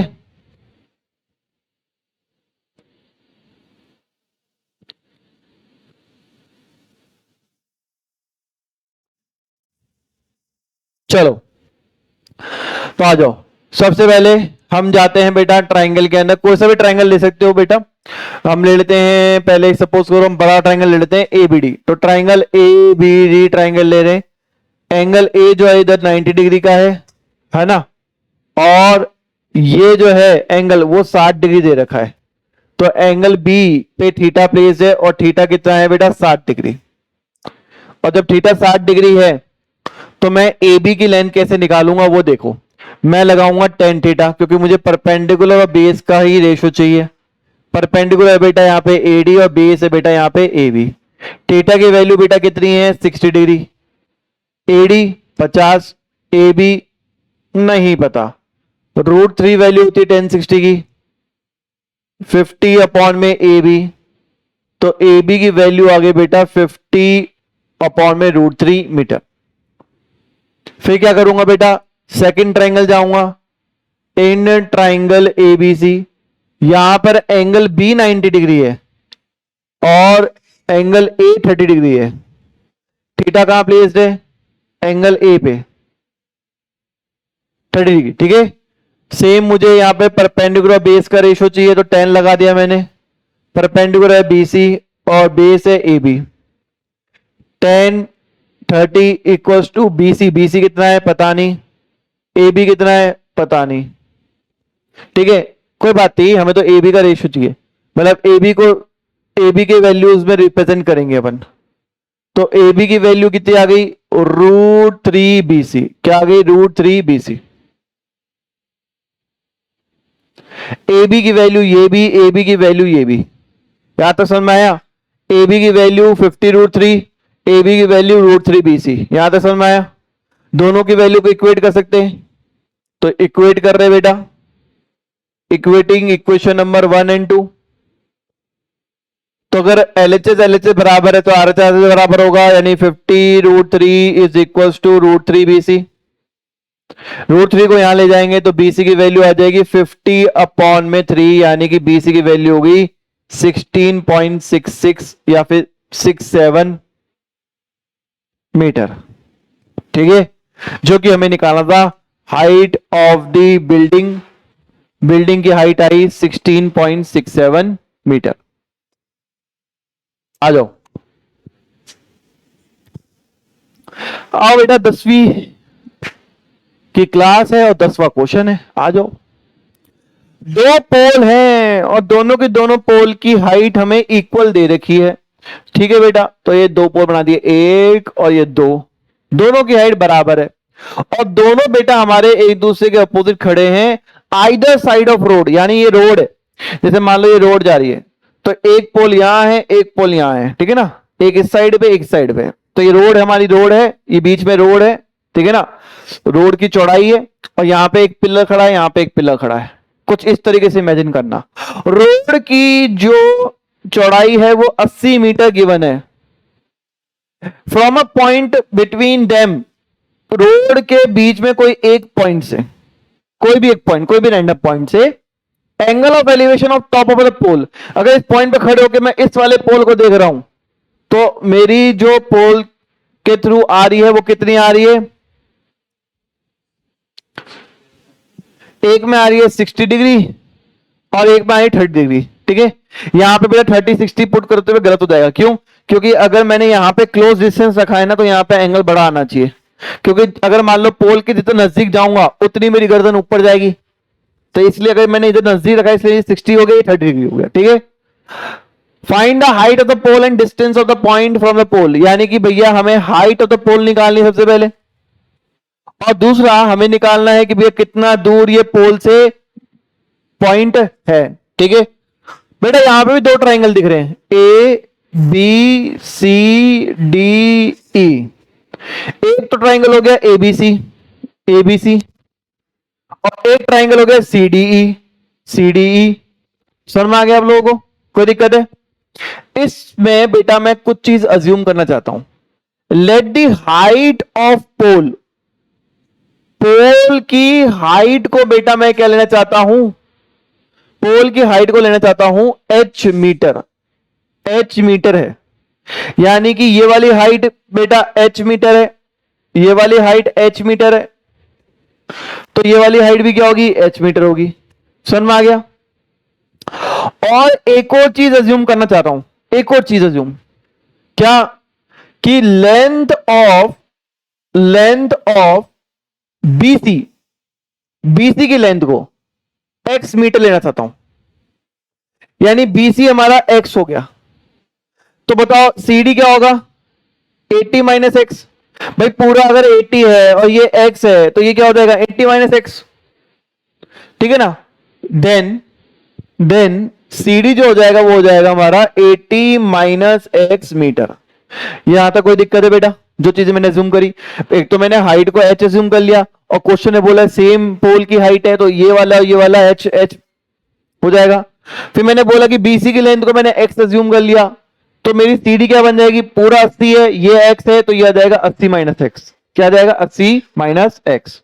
आओ मेरे बच्चों, पहले कौन सा ट्राइंगल ले लें, छोटा वाला ले लेते हैं बेटा, ABC ले लेते हैं, बड़ा भी ले सकते हो कोई दिक्कत नहीं है। ABC ट्राइंगल के अंदर भैया एंगल B तो 90 डिग्री है और एंगल C पे विराजमान है बेटा थीटा 60 डिग्री का, और मुझे परपेंडिकुलर और बेस से मतलब है, तो यानी मैं लगाऊंगा tan theta, perpendicular upon base, perpendicular बेटा AB और बेस है बेटा BC। थीटा की वैल्यू 60, AB की वैल्यू h, BC की वैल्यू x, √3 h और x। बताओ मैं इसकी वैल्यू को कैसे एक्सप्रेस करूं? मेरे बच्चे दोनों में हाइट हमारी क्या इक्वल है, तो बस हाइट के रिस्पेक्ट में करो, x को वहां ले जाओ तो हाइट की वैल्यू आ जाएगी √3x। ठीक है बेटा, कोई दिक्कत है ना सर? दूसरा ट्राइंगल लो, दूसरा ट्राइंगल है ABD, जहां पर एंगल B तो 90 डिग्री का है और एंगल C पे विराजमान है हमारा थीटा जो कि है 30 डिग्री का। ओहो 30, हाँ चलो यहां पे भी tan थीटा लगा रहा हूं बेटा, परपेंडिकुलर अपॉन बेस, परपेंडिकुलर कितना है बेटा, हमारे पास परपेंडिकुलर है DE और बेस है CD। tan थीटा की वैल्यू कितनी है 30, D कितना है h, CD कितना है 80 minus x, 1/√3 is equal to 80 sorry h upon में 80 माइनस एक्स। तो h की वैल्यू क्या होगी, 80 माइनस एक्स को ऊपर ले जाओ तो 80 माइनस एक्स अपॉन में √3। ये सेकेंड इक्वेशन आ गई, ये फर्स्ट इक्वेशन आ गई, दोनों h की वैल्यू में रिप्रेजेंट कर दिया। क्या करूं, इक्वेटिंग इक्वेशन नंबर 1 एंड 2, हमारे पास जगह थोड़ी कम पड़ गई तो थोड़ा सा डायग्राम को साइड में करना पड़ेगा, छोटा भी कर देता हूं साइड में भी कर देता हूं। चलो यहां तक कुछ जुगाड़ लगा लेंगे हम क्या कर रहे हैं, इक्वेट कर रहे हैं, इक्वेटिंग इक्वेशन नंबर 1 एंड 2 को इक्वेट कर दो। तो यहां पर क्या है बेटा, एच और एच एलएचएस बराबर है, तो आरएचएस बराबर हो जाएगी। आरएचएस क्या है, √3x बराबर होगा 80 माइनस एक्स अपॉन में √3। √3 इधर आ जाएगा, तो √3 मल्टीप्लाई होकर 3 हो जाएगा, 3 इंटू एक्स 3x हो जाएगा। तो यहां जाकर ये 3x हो गया, यहाँ पे 80 माइनस एक्स, एक्स को यहाँ ले जाओ तो 4x हो जाएगा इक्वल टू 80। तो x की वैल्यू आ गई 20। x किसको ज्यूम किया था, bc को, bc कितना आ गया 20। तो cd आ जाएगा हमारे पास में 80 माइनस 20 यानी 60। ठीक है, फिर बोला है हाइट ऑफ द पोल निकालने को यानी h निकालने को। तो h इक्वल्स टू 3√3 इंटू 20, क्योंकि x की वैल्यू 20 आई थी, x की वैल्यू 20 आई थी ना, तो x में पुट करा और बेटा आंसर आ गया 20√3। एनसीईआरटी में ये 3 आंसर दे रखे हैं, 20, 60 और 20√3। अगर आपको बोले √3 की वैल्यू पुट करो और अज्यूम कर लेता हूं बेटा √3 की वैल्यू आपको 1.7 बोली है, तो 20 इंटू 1.7, तो लगभग हाइट आ गई 34 मीटर अप्रॉक्स। ये हमारा आंसर पूरी तरीके से आ चुका है बेटा, चा पढ़ दो।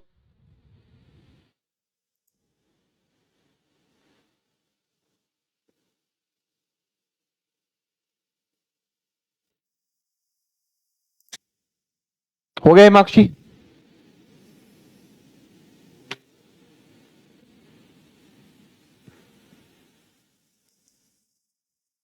करेंगे। चलो भाई आओ बेटा नेक्स्ट क्वेश्चन।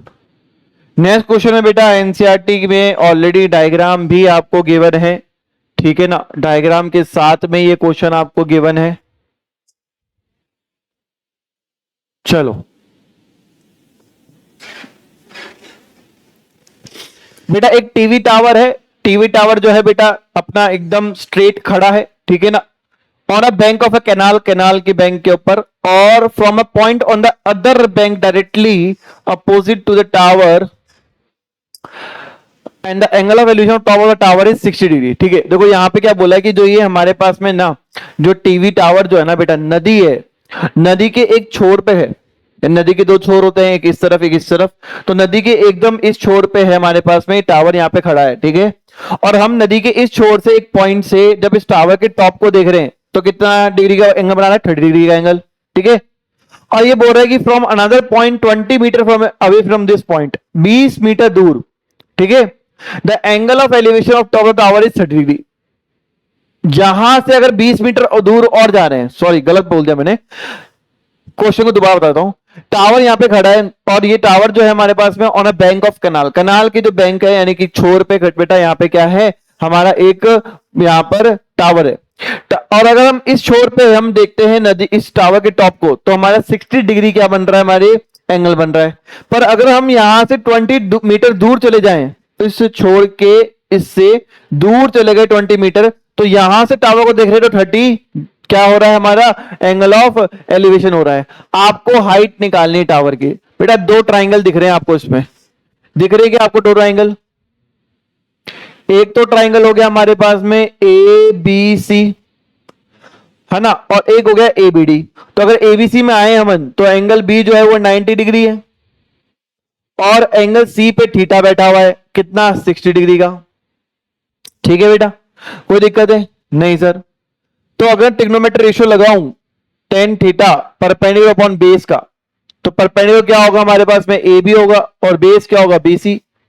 तो tan 60 जो होगा बेटा वो ए बी हमारे पास में नहीं पता, बीसी भी हमें नहीं पता, तो √3 की वैल्यू कितनी आ गई बेटा हमारे पास में, ए बी अपॉन में बी सी, ठीक है ना, A B upon B C. और अगर बीसी की वैल्यू वहां ले जाऊं तो √3 BC equal to A B आ जाएगा। ये हमारी फर्स्ट इक्वेशन हो गई। यहां तक कोई दिक्कत है बेटा? दूसरे ट्राइंगल में देखो बेटा, in triangle A B D angle B जो है बेटा वो 90 डिग्री है और एंगल इधर डी जो है वहां थीटा प्लेस्ड है और थीटा कितना प्लेस्ड है, 30 डिग्री प्लेस्ड है। और अगर बेटा मैं यहां पे भी टेन थीटा लगाऊं तो आएगा बेटा परपेंडिकुलर अपॉन बेस, यानी कि ए बी अपॉन में बीसी प्लस 20। सर ये बीसी प्लस 20 क्यों कर रहे हो? अरे बेटा बीडी की लेंथ है, अगर बीडी की लेंथ को मैं बीसी प्लस 20 लिख दूंगा तो क्या प्रॉब्लम हो जाएगी? ठीक है ना? तो आ जाओ, 10 30 डिग्री, ए बी को हम एज इट इज रखेंगे और बीसी प्लस 20 यहां लिखेंगे। 30 डिग्री की वैल्यू पुट करेंगे बेटा, 30 डिग्री की वैल्यू होती है 1/√3।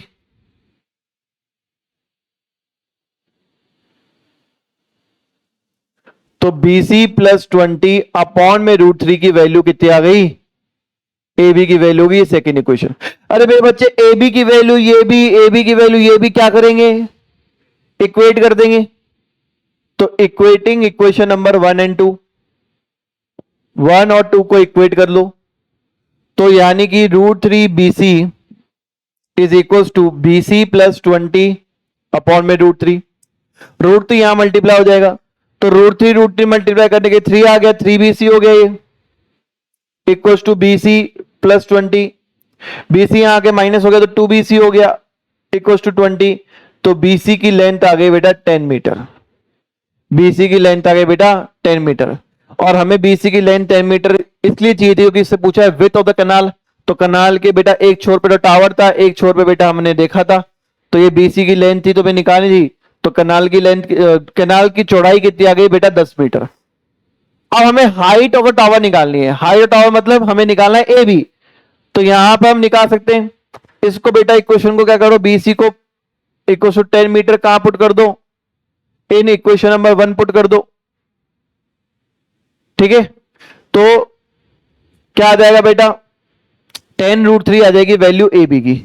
आपकी एनसीईआरटी में ये वाला आंसर और ये वाला आंसर दे रखा है, और जैसा मैं आपको बता चुका हूं अगर √3 की वैल्यू गिवन हो आपको, जो कि मैं यहां पे 1.7 ले रहा हूं, तो इसको 1.7 से मल्टीप्लाई कर देंगे तो लगभग ए बी की वैल्यू यानी कि इसकी हाइट ऑफ टावर आ जाएगी 17 मीटर लगभग अप्रोक्स। ठीक है ना, ये आ जाएगी। जो वैल्यू पुट करने को बोला है वही वैल्यू पुट करना आप लोग। अगर बोले 1.73 है तो 1.73 पुट करना, बोले 1.732 है तो 1.732 पुट करना। हो गया बेटा, आगे बढ़े। चलो बेटा, अब आते हैं बेटा 12th नंबर के क्वेश्चन के अंदर। ये क्वेश्चन भी इजी क्वेश्चन है, ज्यादा कोई हार्ड नहीं है, और पहली बार क्वेश्चन के अंदर एंगल ऑफ डिप्रेशन की बात की गई है। ठीक है ना, मैंने आपको प्रीवियस क्लास के अंदर ये बताया था angle of elevation, angle of depression क्या होता है, तो यहां पर पहली बार एंगल ऑफ डिप्रेशन की बात की गई है। चलो आ जाओ। From the top of a 7 metre high building, अरे भैया हम 7 मीटर के ऊंची बिल्डिंग पर हैं और वहां से क्या बोला है? Angle of elevation of the top of a cable tower. तो कोई केबल टावर है और केबल टावर के टॉप पे देख रहे हैं तो भैया एंगल ऑफ एलिवेशन है, मतलब हम बिल्डिंग पे खड़े हैं, हम ऑलरेडी बिल्डिंग पे खड़े हैं और केबल टावर को देख रहे हैं तब भी हमारी गर्दन ऊंची हो रही है क्योंकि यहां लिखा है एंगल ऑफ एलिवेशन। अगर केबल टावर के टॉप को देख रहे हो तब भी आपकी गर्दन क्या है? ऊंची हो रही है बेटा। तो कितना डिग्री है? 60 डिग्री, यानी यहां से 60 डिग्री जो है ना बेटा, 60 डिग्री वो ऊपर हमारा एंगल ऑफ एलिवेशन है। मतलब ये देखो भैया, अगर मैं टॉप पे खड़ा हूं ना, टॉप पे खड़ा हूं, तो ये तो क्या हो गया? 0 डिग्री, आई के लेवल तो 0 डिग्री, और यहां से ऊपर जाऊंगा तो मेरा डिग्री बढ़ेगा 60 डिग्री। ठीक है ना, तो यहां से 60 डिग्री गिवन है, और यहीं से नीचू देख रहा हूं, नीचू इसी लेवल से नीचे देखो लिखा हुआ है angle of depression of the foot, यानी इसके अगर केबल टावर के नीचे फुट पे देख रहा हूं तो एंगल ऑफ डिप्रेशन कितना है? 45 डिग्री। ये वाला एंगल 45 है, ये वाला एंगल 60 है। बात समझ में आई? समझ में आया ना? अरे बेटा अगर मान ले कोई टावर के ऊपर देख रहा हूं तो 60 डिग्री जा रही है मेरी गर्दन ऊपर, और नीचे देख रहा हूं तो 45 डिग्री आ रही है। तो ऊपर वाला एंगल 60, नीचे वाला 45। यहां तक कोई दिक्कत तो बताओ? बस अब तो कोई खेल ही खत्म है, अब तो खेल ही खत्म हो गया। Determine the height of a tower, हमें हाइट निकालनी है टावर की। बेटा समझो चीजों को, मैं यहां पे कुछ पॉइंट बना देता हूं ताकि आपको चीजें समझा सकूं। ये ए है, ये बी है, ये सी है, ये डी है, ये ई है। ये पॉइंट की जरूरत पड़ेगी इसलिए पॉइंट बना दिया। मेरी बात समझना बेटा, क्या एंगल ए और एंगल बी आपस में 90 डिग्री है, ठीक है ना। ये तो भाई सीधे सीधे बिल्डिंग भी सीधी खड़ी होगी, टावर भी सीधा खड़ा होगा, ठीक है, ऑब्वियस सी बात है। क्या मैं ये बोल सकता हूं कि जो ए की हाइट होगी वही बीसी की हाइट होगी? हाँ, जो ए की हाइट होगी वही बीसी की हाइट होगी, सेम, ठीक है ना। सर ऐसा क्यों बोल रहे हो? क्योंकि रेक्टेंगल बन रहा है बेटा ये, ठीक है।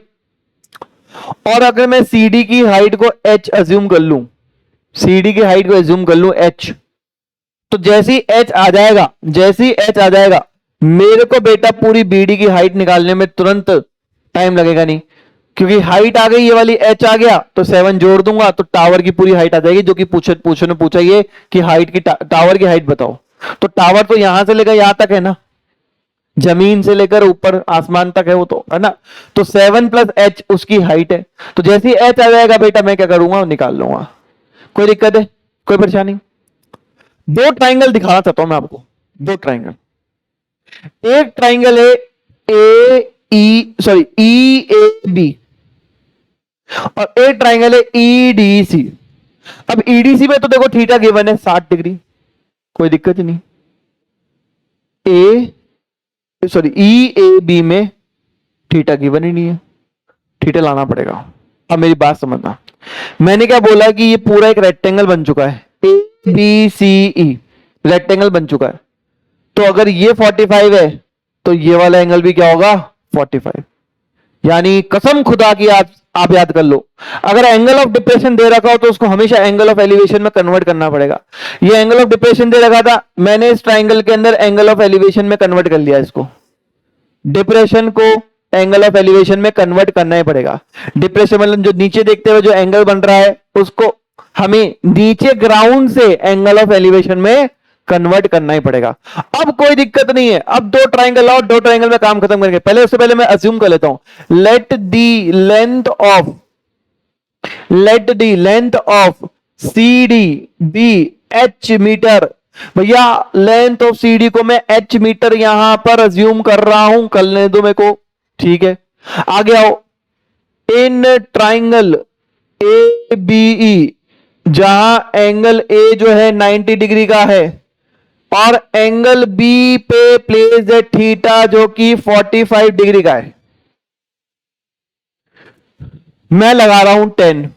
सर क्यों लगा रहे हो? अभी रुक जाओ बस थोड़ी देर, आपको भी समझ में आ जाएगा, रुक जाओ बस। ए ई अपॉन में ए बी, थीटा की वैल्यू प्लेस करो सर 45। हाँ सर, ए ई कितना है? ए ई है 7, 45 होता है 1, तो ए बी की वैल्यू आ गई 7 मीटर, यानी कि आपस में ये टावर और बिल्डिंग 7 मीटर की दूरी पे है। अब दूसरा ट्राइंगल में आओ, in triangle D E C, angle C जो है 90 डिग्री है, एंगल ई थीटा हमारा 60 डिग्री है, 60 डिग्री है।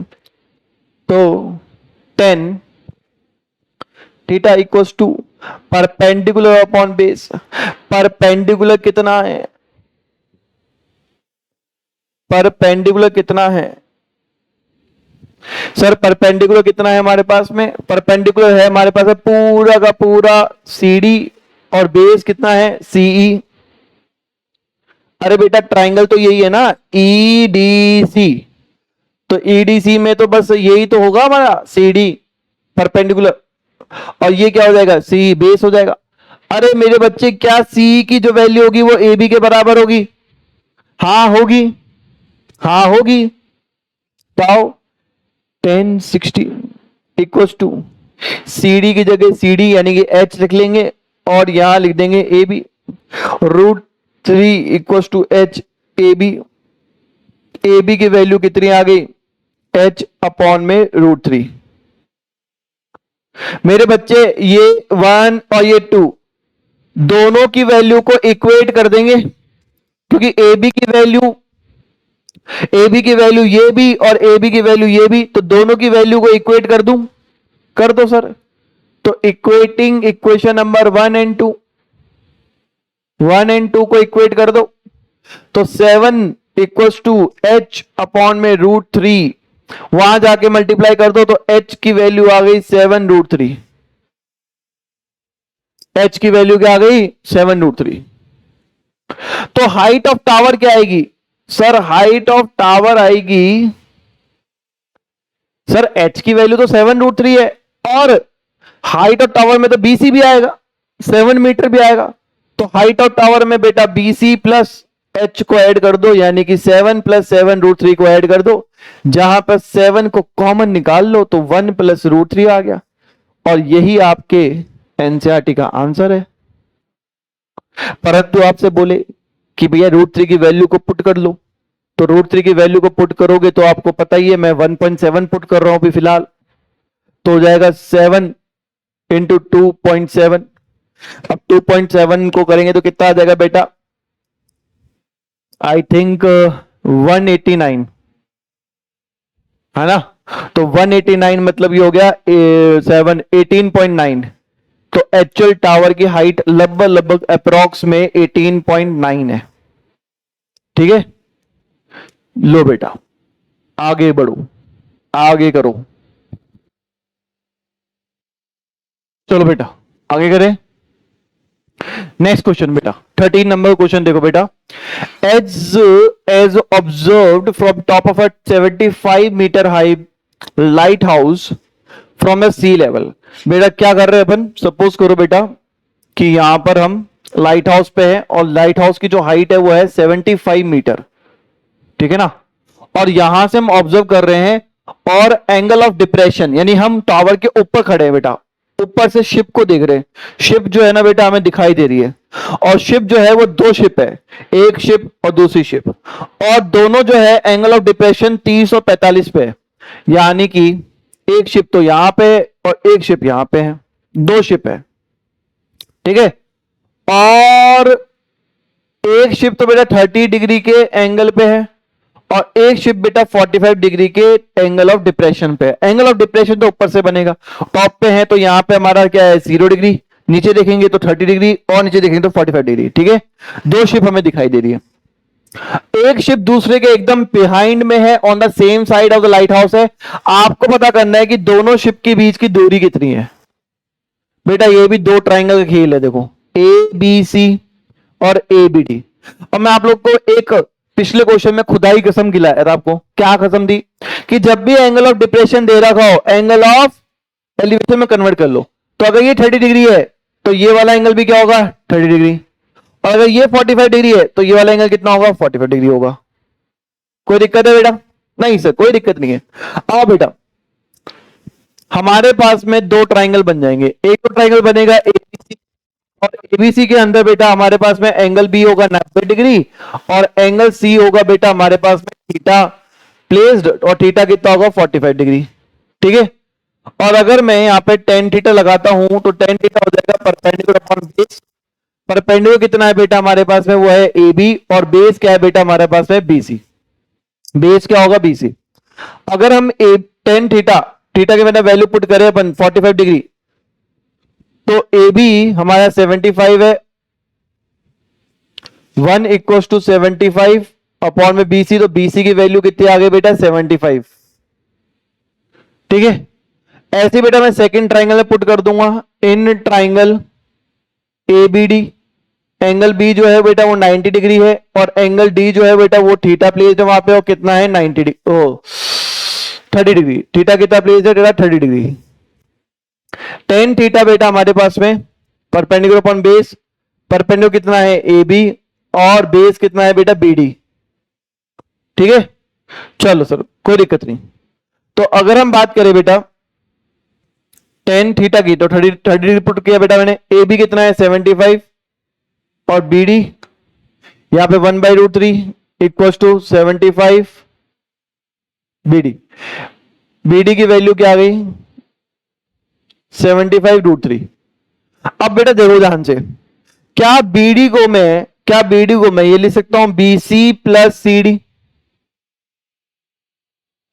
लिख सकता हूं ना भाई। BD को क्या लिख सकता हूं मैं BC प्लस CD, और BC की वैल्यू मुझे यहां से मिल जाएगी, तो BC की वैल्यू मैं यहां पुट कर दूंगा, तो 75 प्लस CD इक्वल टू 75√3। 75 वहां ले जाऊंगा बेटा, तो CD की वैल्यू क्या आएगी 75 रूट 3 माइनस 75।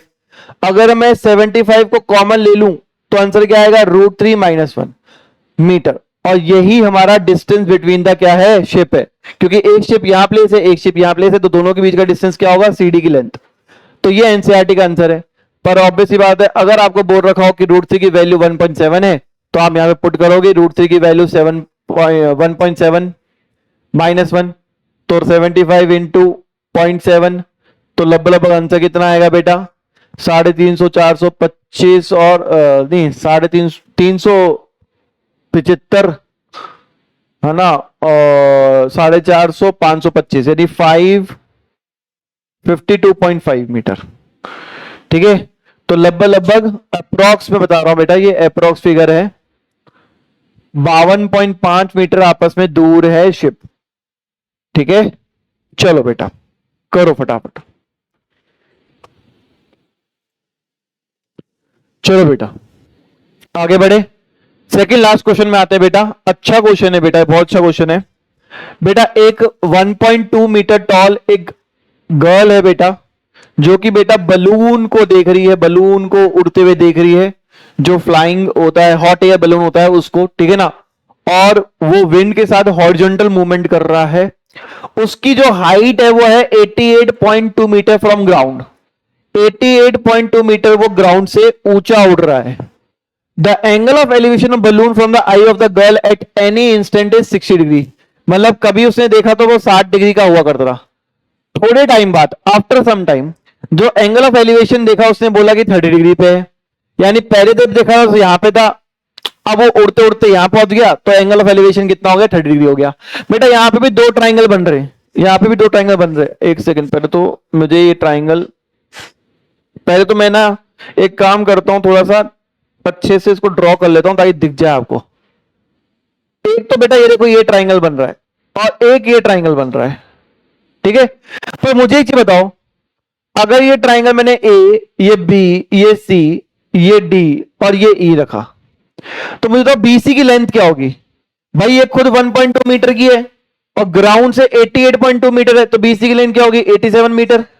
ऐसे सी डी की लेंथ कितनी होगी 87 मीटर।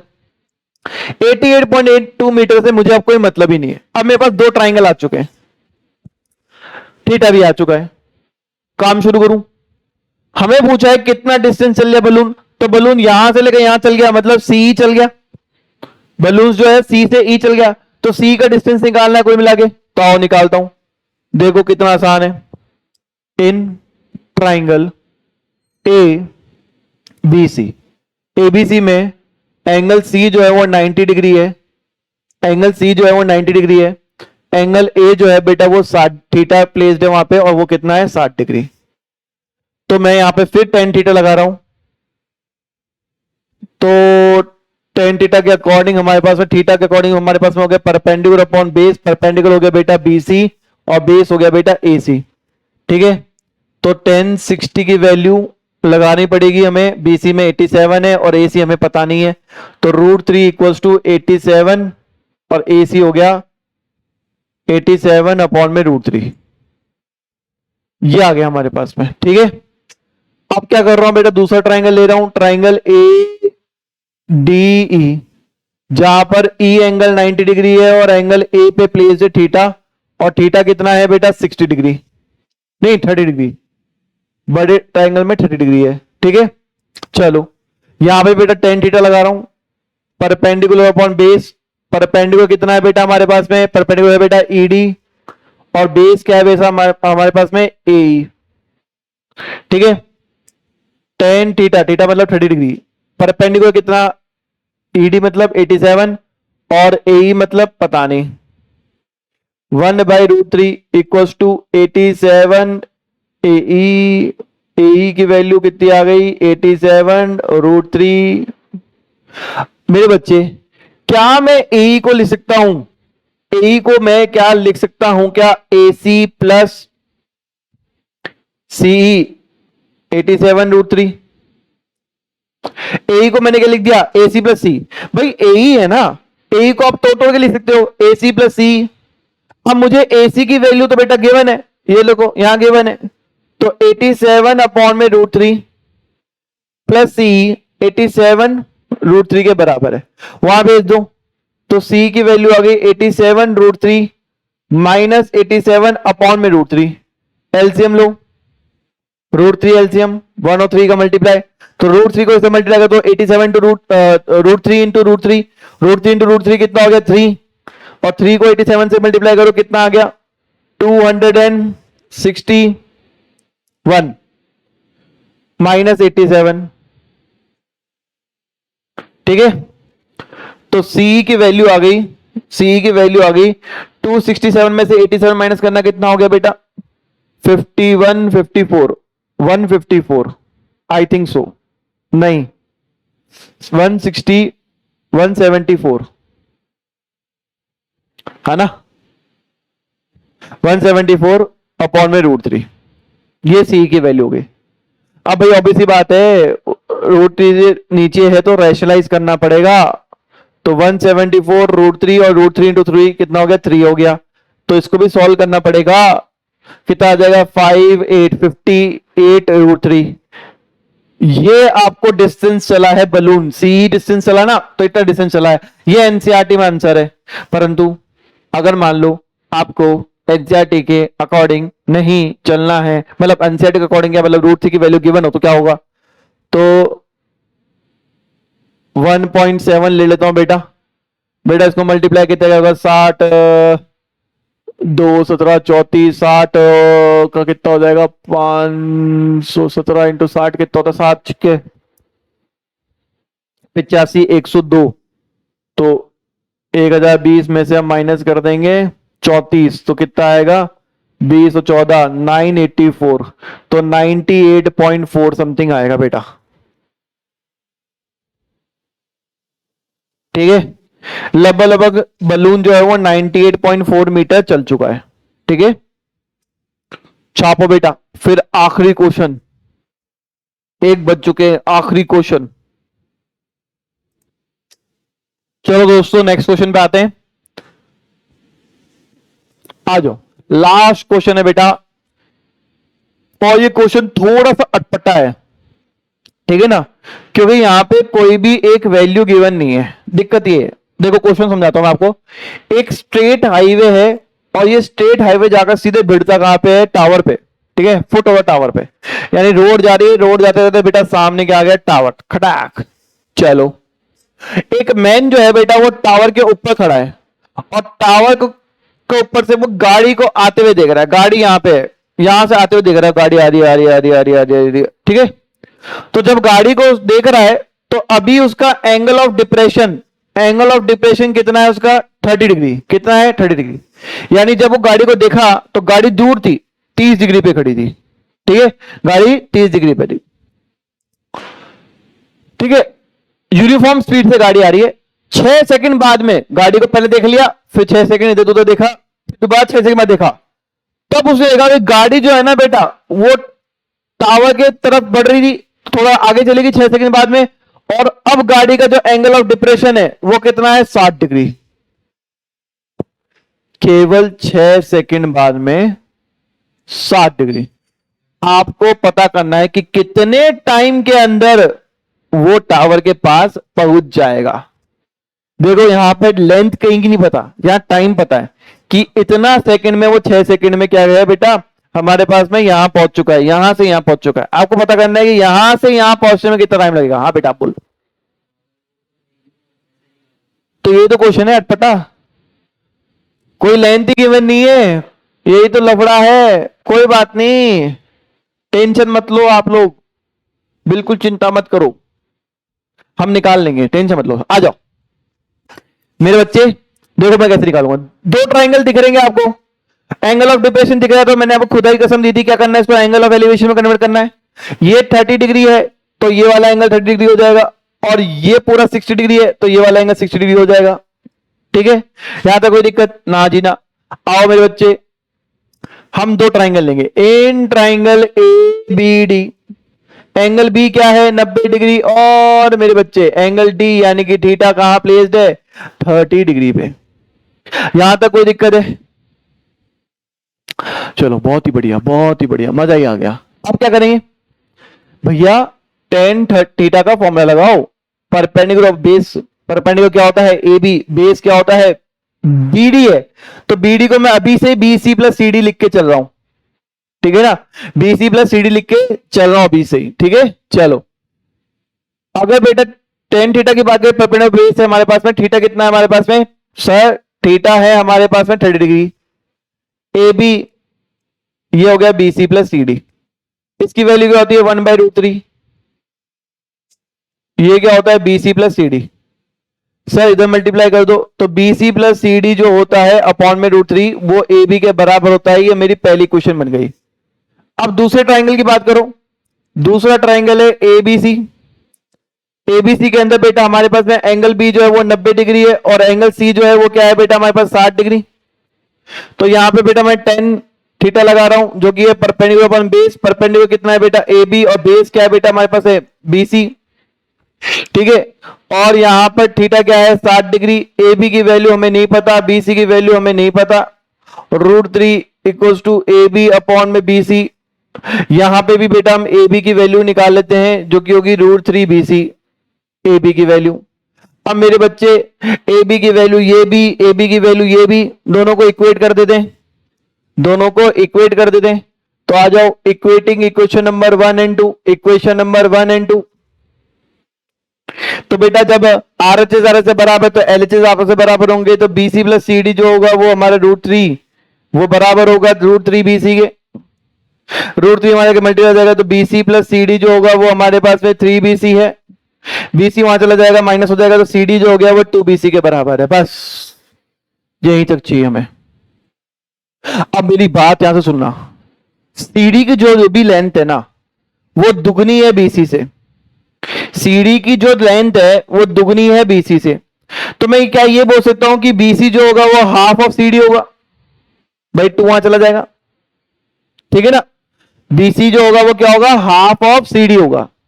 अब मेरी बात समझना, मैं आपसे बोलूं कि सीडी का भले ही कोई डिस्टेंस हो, कुछ भी डिस्टेंस हो, उस डिस्टेंस को कवर करने में कितने लगे 6 सेकंड, सीडी का डिस्टेंस भले कुछ भी हो उसको कवर करने में कार को लगे 6 सेकंड, और बीसी तो आधा है सीडी का, तो जो अगर सीडी का डिस्टेंस कुछ भी हो उसको 6 सेकंड लगे, तो इसके आधे डिस्टेंस को कितने लगेंगे, टाइम भी आधा हो जाएगा ना। अरे सपोज करो मैं यहां से वहां तक एकदम क्लास के कोने तक गया हूं और 6 सेकंड लगे मुझे, डिस्टेंस मुझे नहीं पता पर 6 सेकंड लगे, तो आप ये बोल सकते हो कि सर आधे डिस्टेंस क्लास के मिडिल तक जाने में आपको टाइम भी आधा लगेगा, बोल सकते हो ना भाई, अगर क्लास के इस एंड से उस एंड तक जाने पे मुझे 6 सेकंड लग रहे हैं, तो क्लास के मिडिल पे यानी मिड पॉइंट पे टाइम क्या लगेगा आधा लगेगा, तो वही चीज यहां बन रही है, देखो बीसी सीडी का हाफ है, तो सीडी को कवर करने में 6 सेकंड लगे हैं, तो इसके आधे डिस्टेंस को कवर करने के लिए आधा टाइम लगेगा, यानी 3 सेकंड लगेगी इसको कवर करने में, यानी गाड़ी 3 सेकंड में कहां पहुंच जाएगी फुट ऑफ टावर के पास पहुंच जाएगी। अब इसको लिखना कैसे, तो आओ लिखो, लिखो यहां पे ऐसे लिखना है unitary method, since CD is twice of BC and BC is half of CD, है ना, and it takes 6 second to cover CD distance, so to cover BC distance which is half of CD,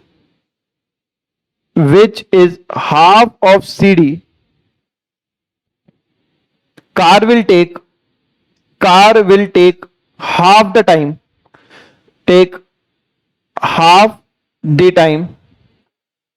car will take half the time and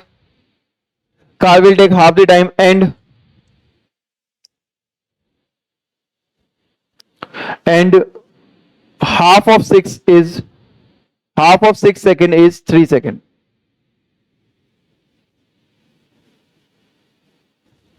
So car will reach the foot of the tower in 3 second. बेटा ये चीज समझा रहे हैं अपन कि भैया जो CD का डिस्टेंस था वो डबल था बीसी के डिस्टेंस से, यानी कि बीसी हाफ था उसका, तो बेटा टाइम भी हाफ ही लगेगा। 6 सेकंड के बदले में केवल 3 सेकंड लगेंगे, और 3 सेकंड बाद में गाड़ी जो है वो हमारे पास कहां पहुंच जाएगी सीधे सीधे फुट ऑफ द टावर पे। ये हो गया क्वेश्चन कंप्लीट।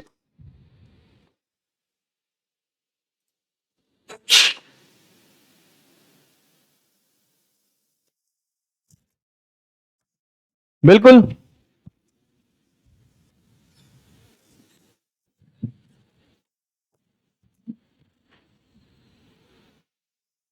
ठीक है बेटा, ये चैप्टर के अपने सारे क्वेश्चन कर लिए। एनसीईआरटी में 16 नंबर का जो क्वेश्चन है वो हमारे कोर्स से बाहर है, वो हमारे कोर्स में नहीं है। हाँ